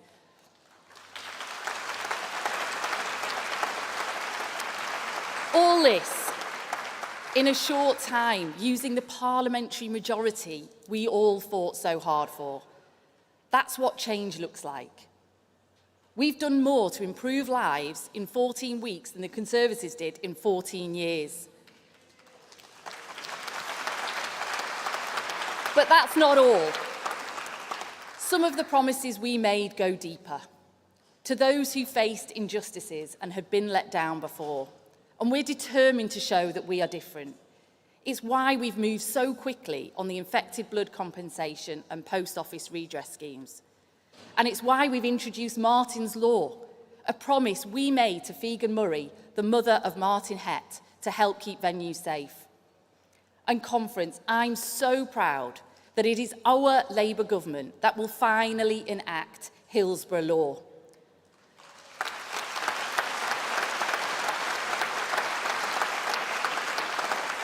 That's the change a Labour government brings. And there's a lot more to come, I can tell you. That's what a government of service means.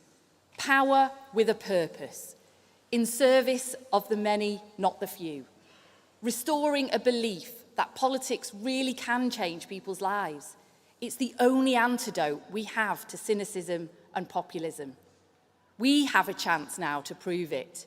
It's a big responsibility. So let's get on with it. Thank you, Conference.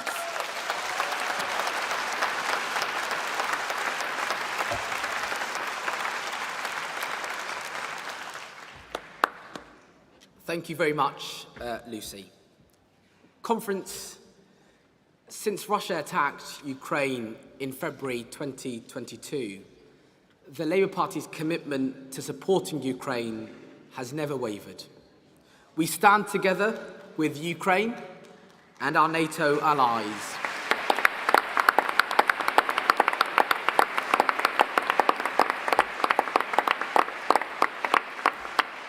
We stand together with Ukraine and our NATO allies in opposing Russia.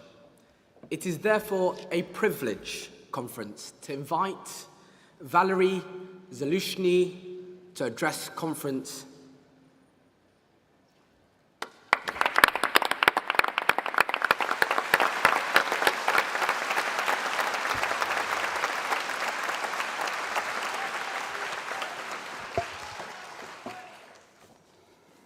Thank you. Thank you for your support. Thank you very much.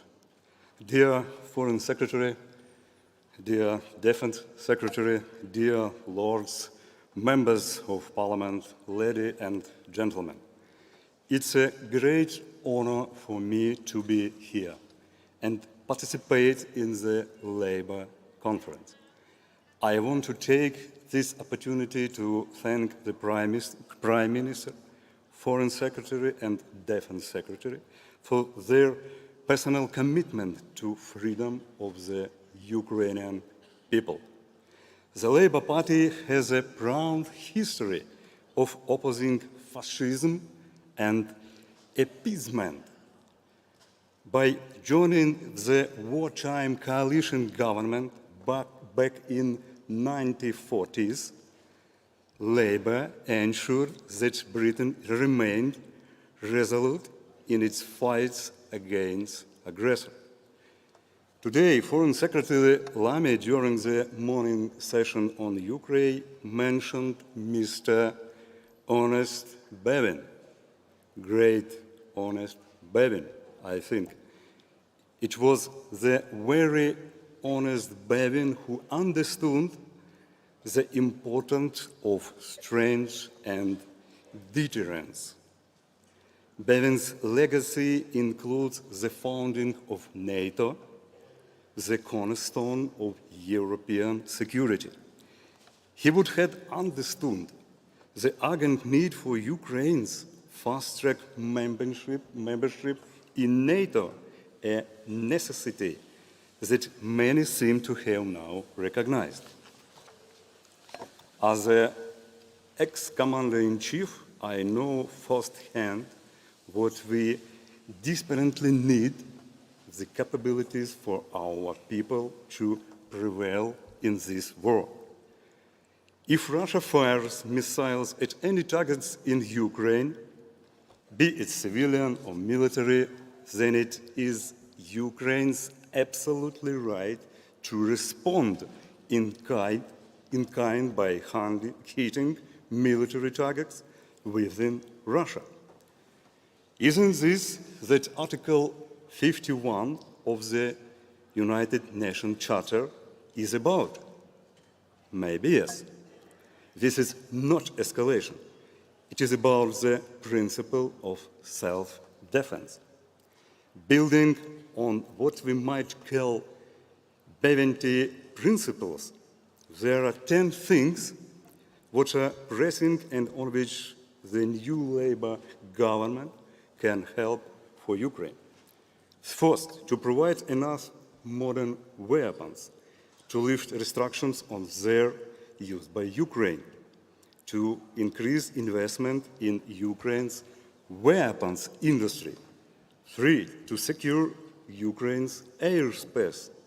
Russian drones and missiles must be shut down over Western Ukraine. It's possible today. 4, to ensure confiscation of frozen Russian assets. It is Russian assets that need to be put to use, not Western taxpayers' money.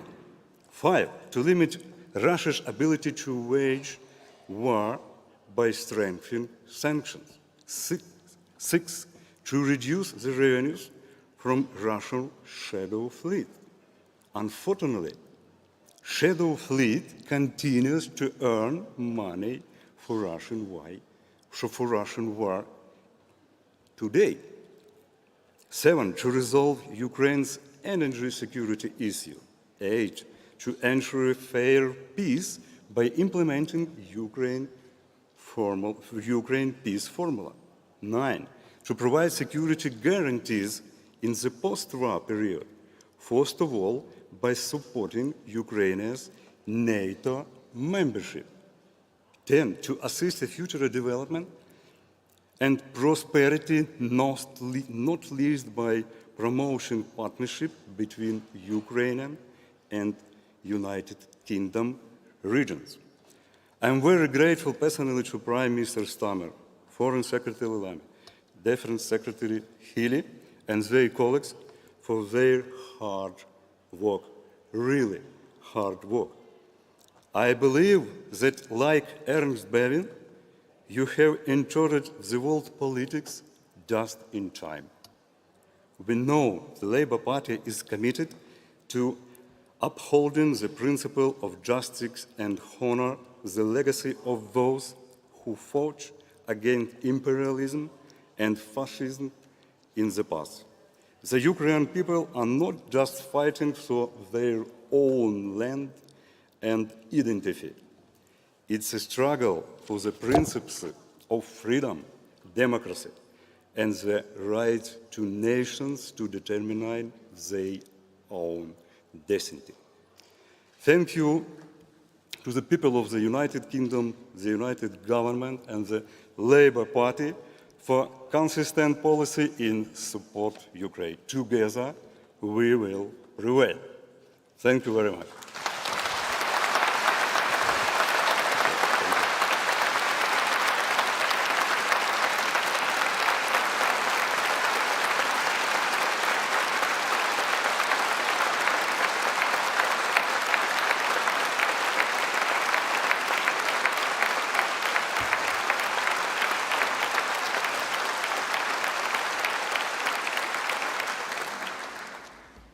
Thank you, Valerie, and on behalf of the Labour Party, it's a privilege to have you as the ambassador to the United Kingdom from Ukraine speak to us. Thank you so much. We stand with you and your people.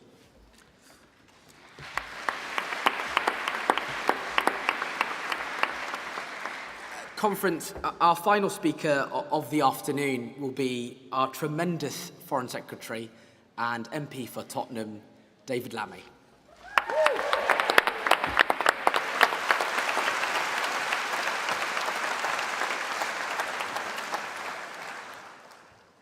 Conference, everyone in this room has their own story. My story starts in a place called Dongola Road, in the shadow of Tottenham's Broadwater Farm estate. Life was not always easy. My mum struggling to put food on our table, skinheads shouting abuse as we walked by, my father leaving when I was 12. He didn't leave me very much, but he did leave me a map, an atlas of the world, which I put on my bedroom wall. And from this map, I learned about the countries my ancestors had come from, transported from West Africa to Guyana as part of the transatlantic slave trade, long before my parents moved from Guyana to Britain to help rebuild Britain after the Second World War. Conference, I can't tell you how it feels to stand here today, a black, working-class man from Tottenham, a child of the great Windrush generation, now back on this stage as the Foreign Secretary in a Labour government.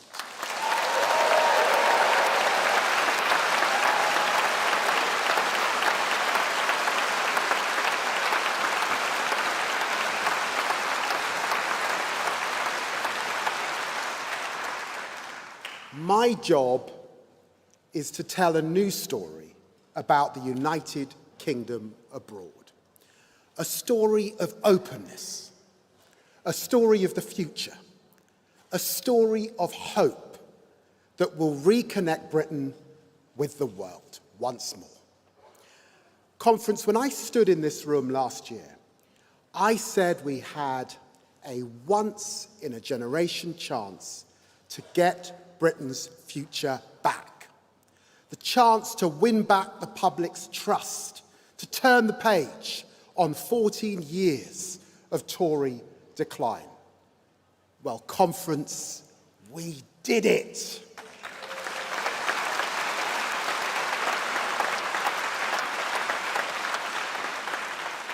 And when I say that we did it, I mean you did it. Every party member who walked dozens of miles knocking on doors, every activist who convinced a young person to register to vote, every supporter who endured the failing private train networks to campaign in an unfamiliar town, every single one of you who supported our leader, our Prime Minister, Keir Starmer.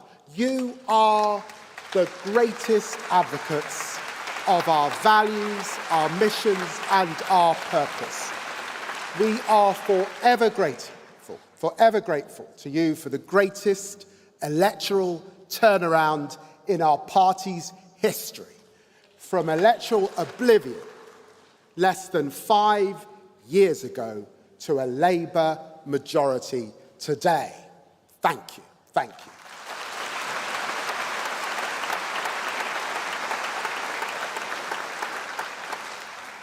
Of course, you, the party members in this room, did not just change the fate of our party. You changed the fate of our country. Now, together, let's work to change the fate of our world. Conference, for 14 long years, the Conservative Party misused the British state, handing out crony contracts to their mates, crashing the economy with their delusional ideology. For 14 years, the Conservative Party damaged our reputation abroad, threatening to break international law, threatening our European friends and treating them as our foes. For 14 long years, the Conservative Party abandoned our values, tearing up climate commitments, threatening to leave the European Convention on Human Rights.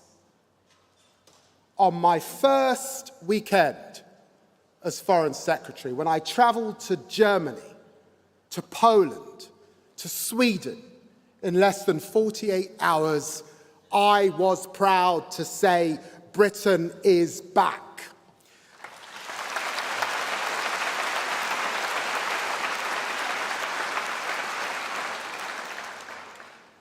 When Keir Starmer and my dear friend John Healey and I flew to Washington, D.C. a few days later to meet with world leaders and commit unshakably to NATO, we were proud to say Britain is back. When the Labour government hosted 45 European leaders at Blenheim Palace to reset our relationship with Europe, we said Britain is back. When we restored the funding to UNRWA for their work in Gaza, what did we say, conference? Britain is back. And when we stood up for international law, when it was not easy, what did we say? Britain is back. In my first 4 months, I visited 10 countries, engaged over 20 world leaders and 40 foreign ministers. And what did I tell them? Britain is back. And when, unlike Rishi Sunak last year, the Prime Minister and I travel later this week to the UN General Assembly, what will I say? I will say, Britain is back. Britain is back, my friends. Britain is back. Conference, unlike the Tories, we understand Britain needs to work with its neighbours to flourish. We know that Britain's strength is founded on its alliances. That's why we're resetting our relationship with Europe. Since July, we've launched negotiations on a wide-ranging bilateral treaty with Germany. I've been on a joint visit with the French Foreign Minister, the first of its kind for more than a decade. I've welcomed the Spanish, Polish Foreign Ministers to London. We will reduce trade barriers to help boost business, jobs and economic growth, and we will seek a new, broad, ambitious UK-EU security pact to strengthen cooperation on shared threats that we face, enshrining a new geopolitical partnership because Britain is back, a leading nation in Europe once again.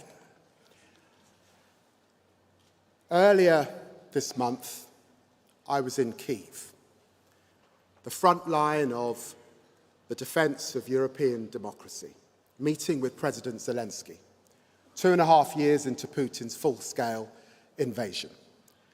I took an overnight train with Antony Blinken, the US Secretary of State, to send a clear message. If the West does not demonstrate it can outlast Putin, it does not only threaten Ukraine's democracy, it threatens us all. We need to show Putin that Britain and its allies are not going anywhere, which is why this government has increased support to Ukraine, and we've committed £3 billion per year in military aid for as long as it takes.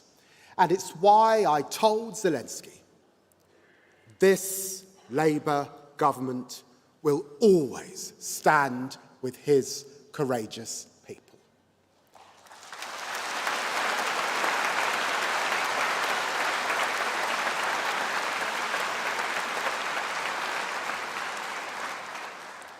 And we need to send another message to Vladimir Putin.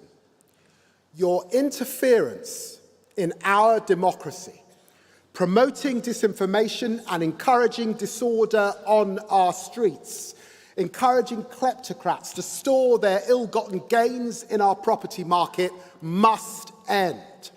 And that's why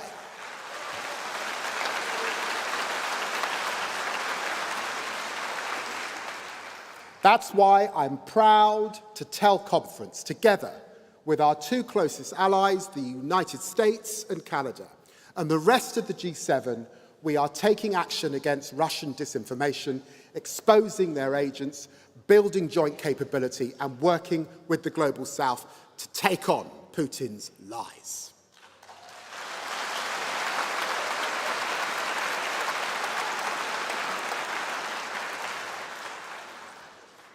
Conference, last year, as we boarded trains up to Liverpool, we read the horrific news that Hamas terrorists had murdered around 1,200 Israelis and kidnapped 250 others.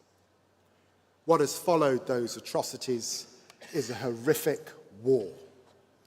Tens of thousands of Palestinian women and children killed and injured. Their homes turned to rubble, leaving Gaza a vision of hell on earth. Meanwhile, dozens of Israelis remain cruelly held captive, and Israel faces threats from all angles, with Iran and its proxies seeking to wipe Israel off the map. Conference, I know, like me, you are desperate to see the conflict in the Middle East come to an end. And this Labour government has already made clear Britain's principles. In my first weeks of government, I went to Israel and the occupied Palestinian territories to call for an immediate ceasefire, words no previous Foreign Secretary had even used.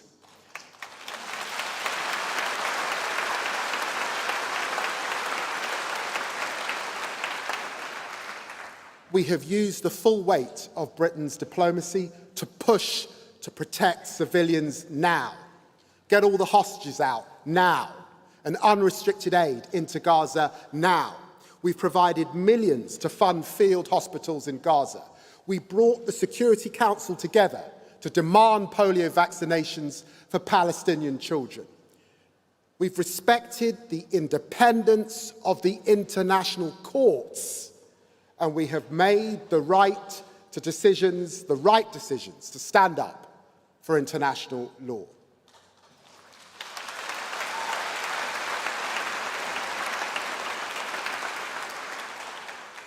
We've called out the violent settlers in the West Bank, and we've continued to fight for the hostages and to support their families. We have never lost sight of the end goal: an irreversible pathway towards a two-state solution.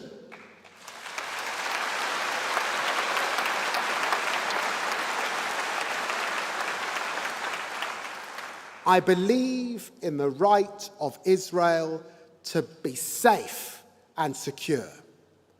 I also believe in the justness of the Palestinian cause.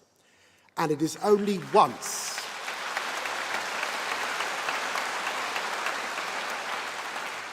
Palestinians and Israelis have the same fundamental rights, sovereignty, security, and dignity in their own independent, recognised states, that we can achieve a just and lasting peace for all.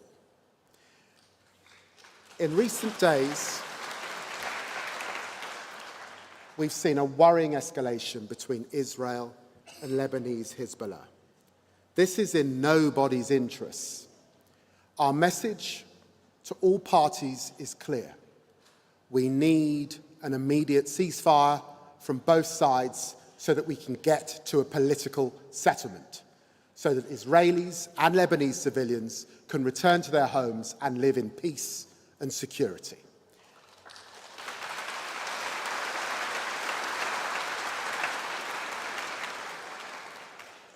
And to British nationals still in Lebanon, let me be very clear. For your own safety, leave now. Iran is not only destabilising the Middle East, but providing support to Putin's barbaric war through exporting ballistic missiles. And that is why we put new restrictions on Iran Air that will stop it entering the UK, and new sanctions against the IRGC. Conference, in a world filled with conflict, it's easy to take our eyes off the most fundamental threat our world faces, the climate emergency.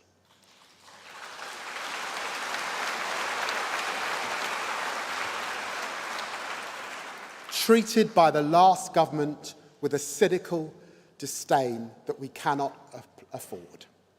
With Keir Starmer and Ed Miliband, I will help restore Britain's climate leadership for British jobs, opportunity and growth. And because climate matters. The climate and nature crisis will be central to all a Labour Foreign Office does, because climate matters.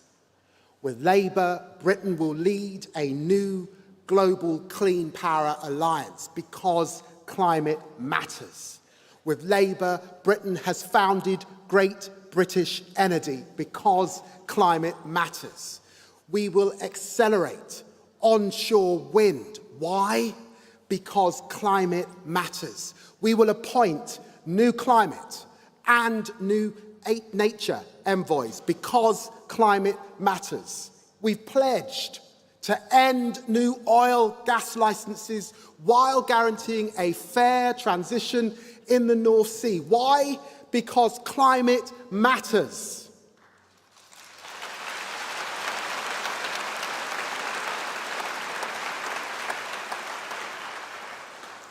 And conference, the Conservatives abandoned our leadership on international development too. And with my dear friend, Annalise Dodds, we will strengthen development, leadership, capability and expertise and support faster reform to the global financial system. Our goal is nothing less than a world free from poverty on a livable planet. That's what a Labour government will achieve.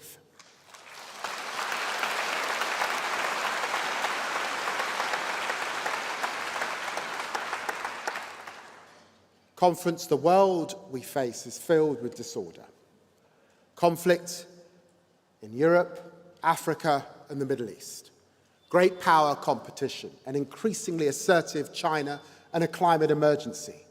But together, we have a once-in-a-lifetime opportunity to make the change we want to see, not just in Britain, but in Europe and in the world. Just as Clem Attlee's 1945 government rebuilt the country after the Second World War, just as Harold Wilson's government in the 1960s seized the white heat of technology in the face of the future, and just as Tony Blair and Gordon Brown's government transformed our public services, we in Keir Starmer's Labour Party have the opportunity to make history with a decade of national renewal. Our Prime Minister has laid out 5 missions for this purpose, 5 missions that will give our country the growth that it needs and the security it deserves, 5 missions that will allow Britain to return to the top table of international diplomacy, a Britain reconnected, Britain back where it belongs. Conference, thank you. Thank you very much.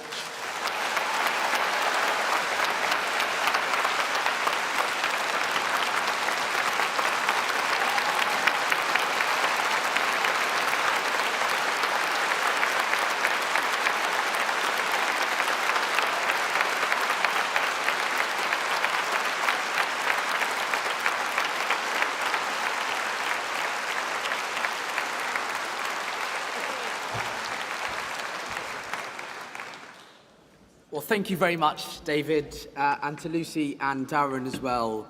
Conference, that's Labour in government for you. Okay. We will now move on to constitutional amendments, the fun bit of conference.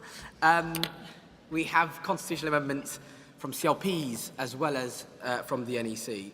And to move the NEC's constitutional amendments, I'm going to invite Wendy Nichols, the chair of the NEC's Organisation Subcommittee.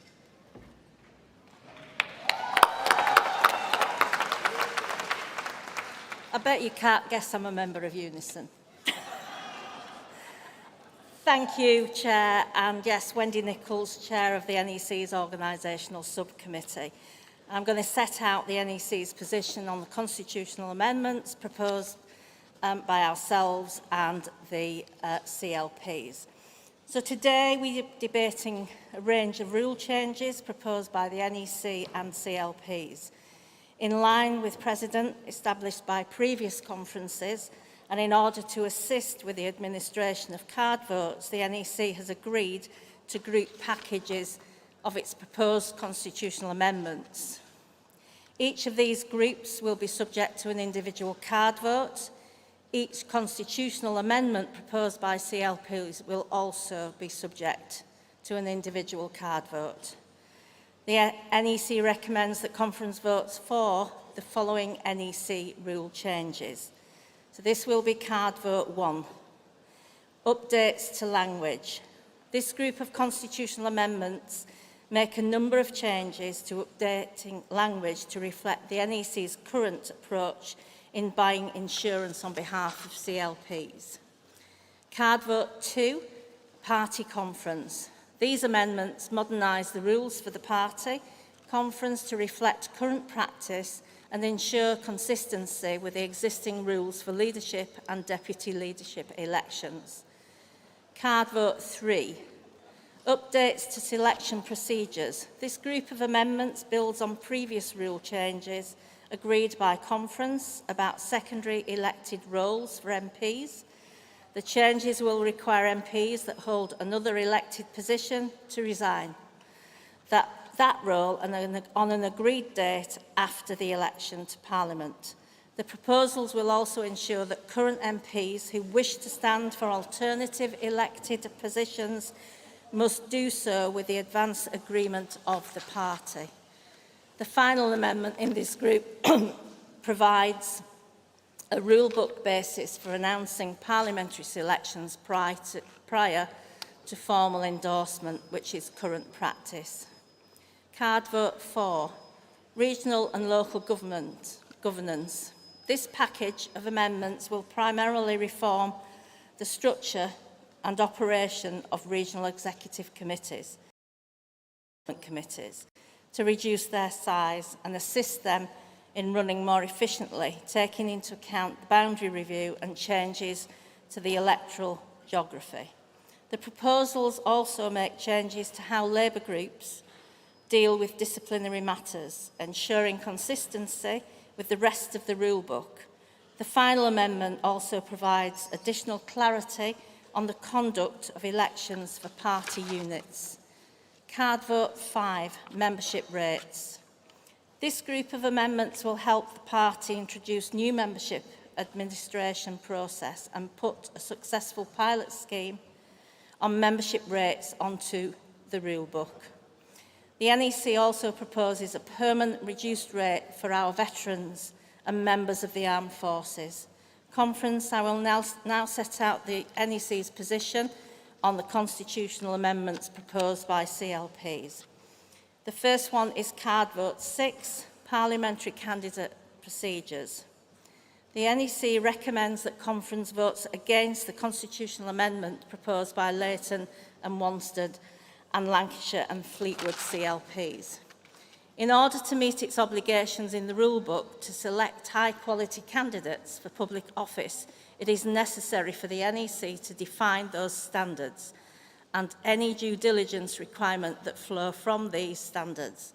Our current rules allow the NEC to update procedures to take into account changed circumstances which would not be possible before Conference if these proposals were approved. And just to tell you, Conference, that the card vote, which would have been 7 NEC objectives, that the CLP has withdrawn that motion. And again, with card vote 8, the CLP has withdrawn that. So, Conference, I move the constitutional amendments for the NEC. Thank you.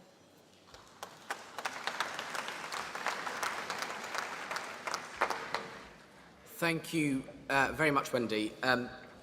I will now invite the CLPs to move their constitutional amendment. I just want to alert delegates, as Wendy just said, and reiterate that the 2 constitutional amendments have been withdrawn, which are card votes 7 and 8. Does a delegate from Leighton and Wanstead or Lancaster and Fleetwood CLPs want to speak to their constitutional amendment? Okay, that delegate, that's walking.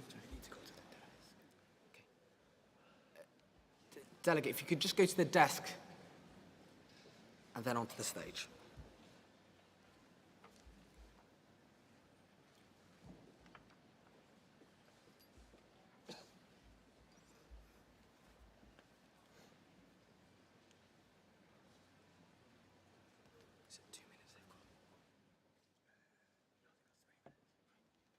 Thank you, Delegate. You have 3 minutes, Delegate.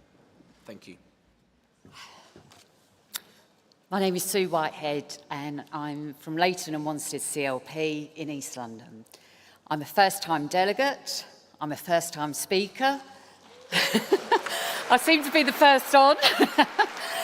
And it's the first time I've ever given a speech on due diligence. So, Conference, Labour Party candidates in local elections must be credible and trustworthy.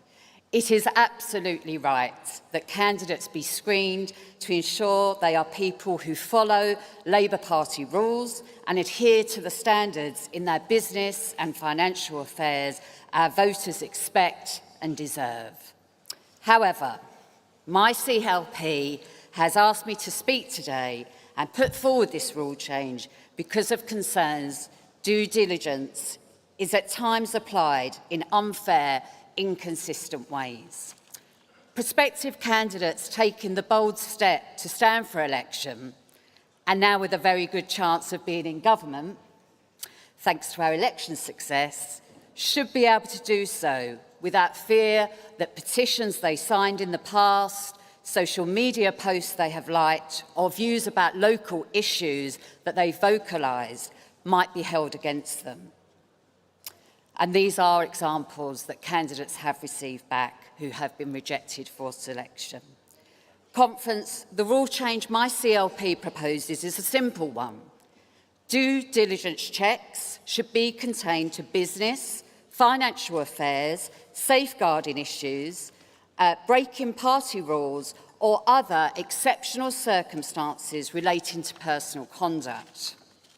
We cannot afford to lose good, hard-working candidates who have given many shoe leather campaigning miles to the party to only then miss out on being fantastic political leaders that they have the potential to be because of a due diligence decision that falls outside the headings that my CLP is proposing. To quote the Ukrainian ambassador who preceded me on this platform this afternoon, our values are justice and honour, And this is what we need, and we ought to be harnessing in the Labour Party. There is much to do to deliver on our election promises, and I'm genuinely excited to be part of the change that is ahead.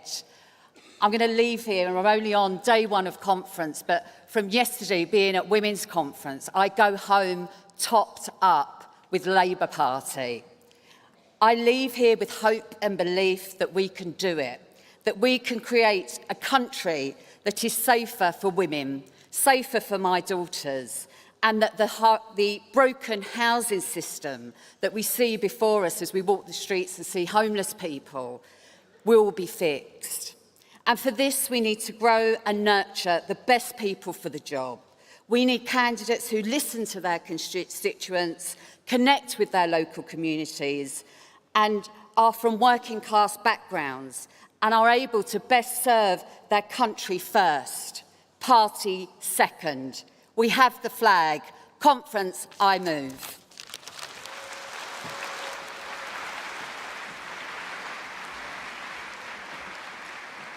Thank you. Thank you, Delegate. Can that be formally seconded from the floor so we have more time to debate? Is there a seconder? I see a few colleagues on the right-hand side. Okay. Colleagues, I understand many delegates have views on this issue. There will be time for speakers in a moment, but with a lot to get through, I want to make sure that all the CLP amendments, well, the one constitutional amendment, are formally moved and seconded so that everyone gets an equal chance to make sure their priority issues are considered. So thank you, Conference. I will now take some speakers on the constitutional amendments. It would be very helpful if you could clearly state which constitutional amendment you want to speak on. Again, there's only one, so yeah. But you could be speaking to the NEC ones. I will call 4 speakers at a time, time permitting, and you have 2 minutes to speak. And please do make sure when you come up to speak that you go to the desk on my left-hand side. I will now take speakers. And Conference, can I just remind you that all delegates must remain in their seats when we are calling speakers, and if you wish to speak, please raise your hand.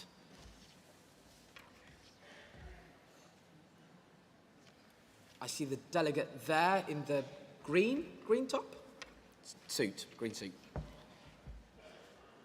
Okay. I can see the delegate there with glasses. Yeah, over there on the left-hand side. Okay. I can see a delegate there, right at the back. Yep, right at the back.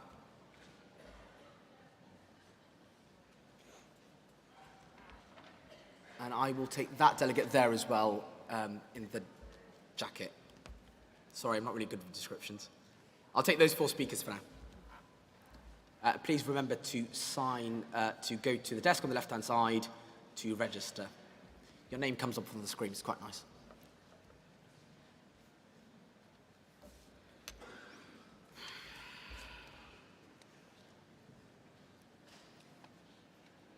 Conference, if there are accessibility stewards, if you can't raise your hand, so please do flag to them. Thank you. Over to you, Delegate.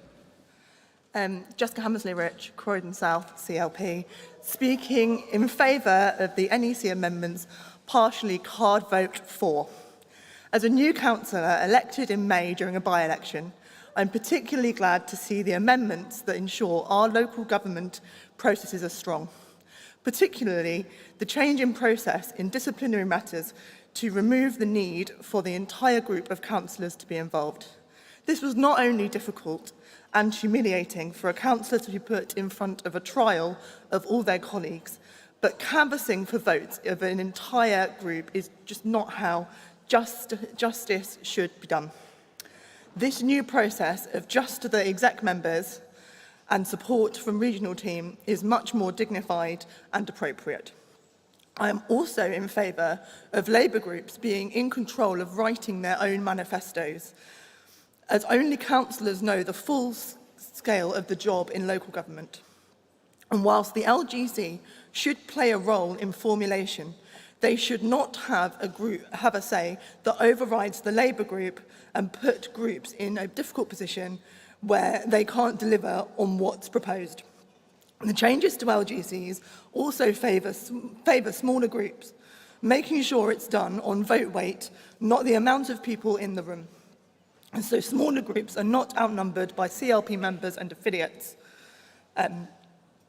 in their own governance committee. I know that these changes are important to ensure that we stay the largest party in local government. Thank you.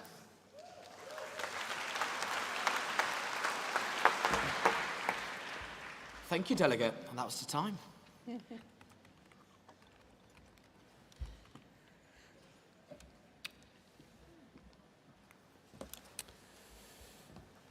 Councillor Eamon O'Brien, ALC Delegate and Leader of Bury Council. Speaking against the CLP constitutional amendment on candidate selection procedures. Conference, we've just elected over 400 Labour MPs, more than half of whom were elected for the first time. And every one of those candidates had to go through the appropriate due diligence checks. Now, as a council leader, I would expect that of my group when they are candidates or councillors standing for re-election. And my experience is that our party offices, regional and national, work professionally and to an impartial standard. What we shouldn't be doing right after this election victory is starting to insinuate anything about our party staff, whether that is factionalism or otherwise. It is not where we need to be as a party. We need to be looking forward. We need to be looking to what we can deliver in government and not refighting old battles about selections. Yes, there are winners and losers in any selection process, but we should be supportive of the staff, many of whom, throughout this general election campaign, worked absolutely tirelessly to deliver the fantastic results that we had. So I think the NEC is right to recommend that we reject this amendment and we focus instead on getting the right quality of candidates who can deliver for our constituents and who can keep delivering on big election victories like we've just had. So I would urge you all to follow the NEC recommendation and reject this amendment. Thank you.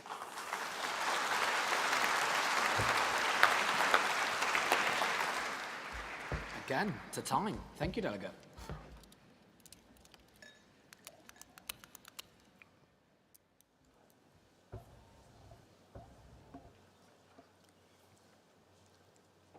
Thank you. Speaking against card vote 6, brought by Leighton and Wanstead, Lancaster and Fleetwood. Hello, Conference. I'm Sital Punja, first-time Speaker. I'm so proud... Thank you.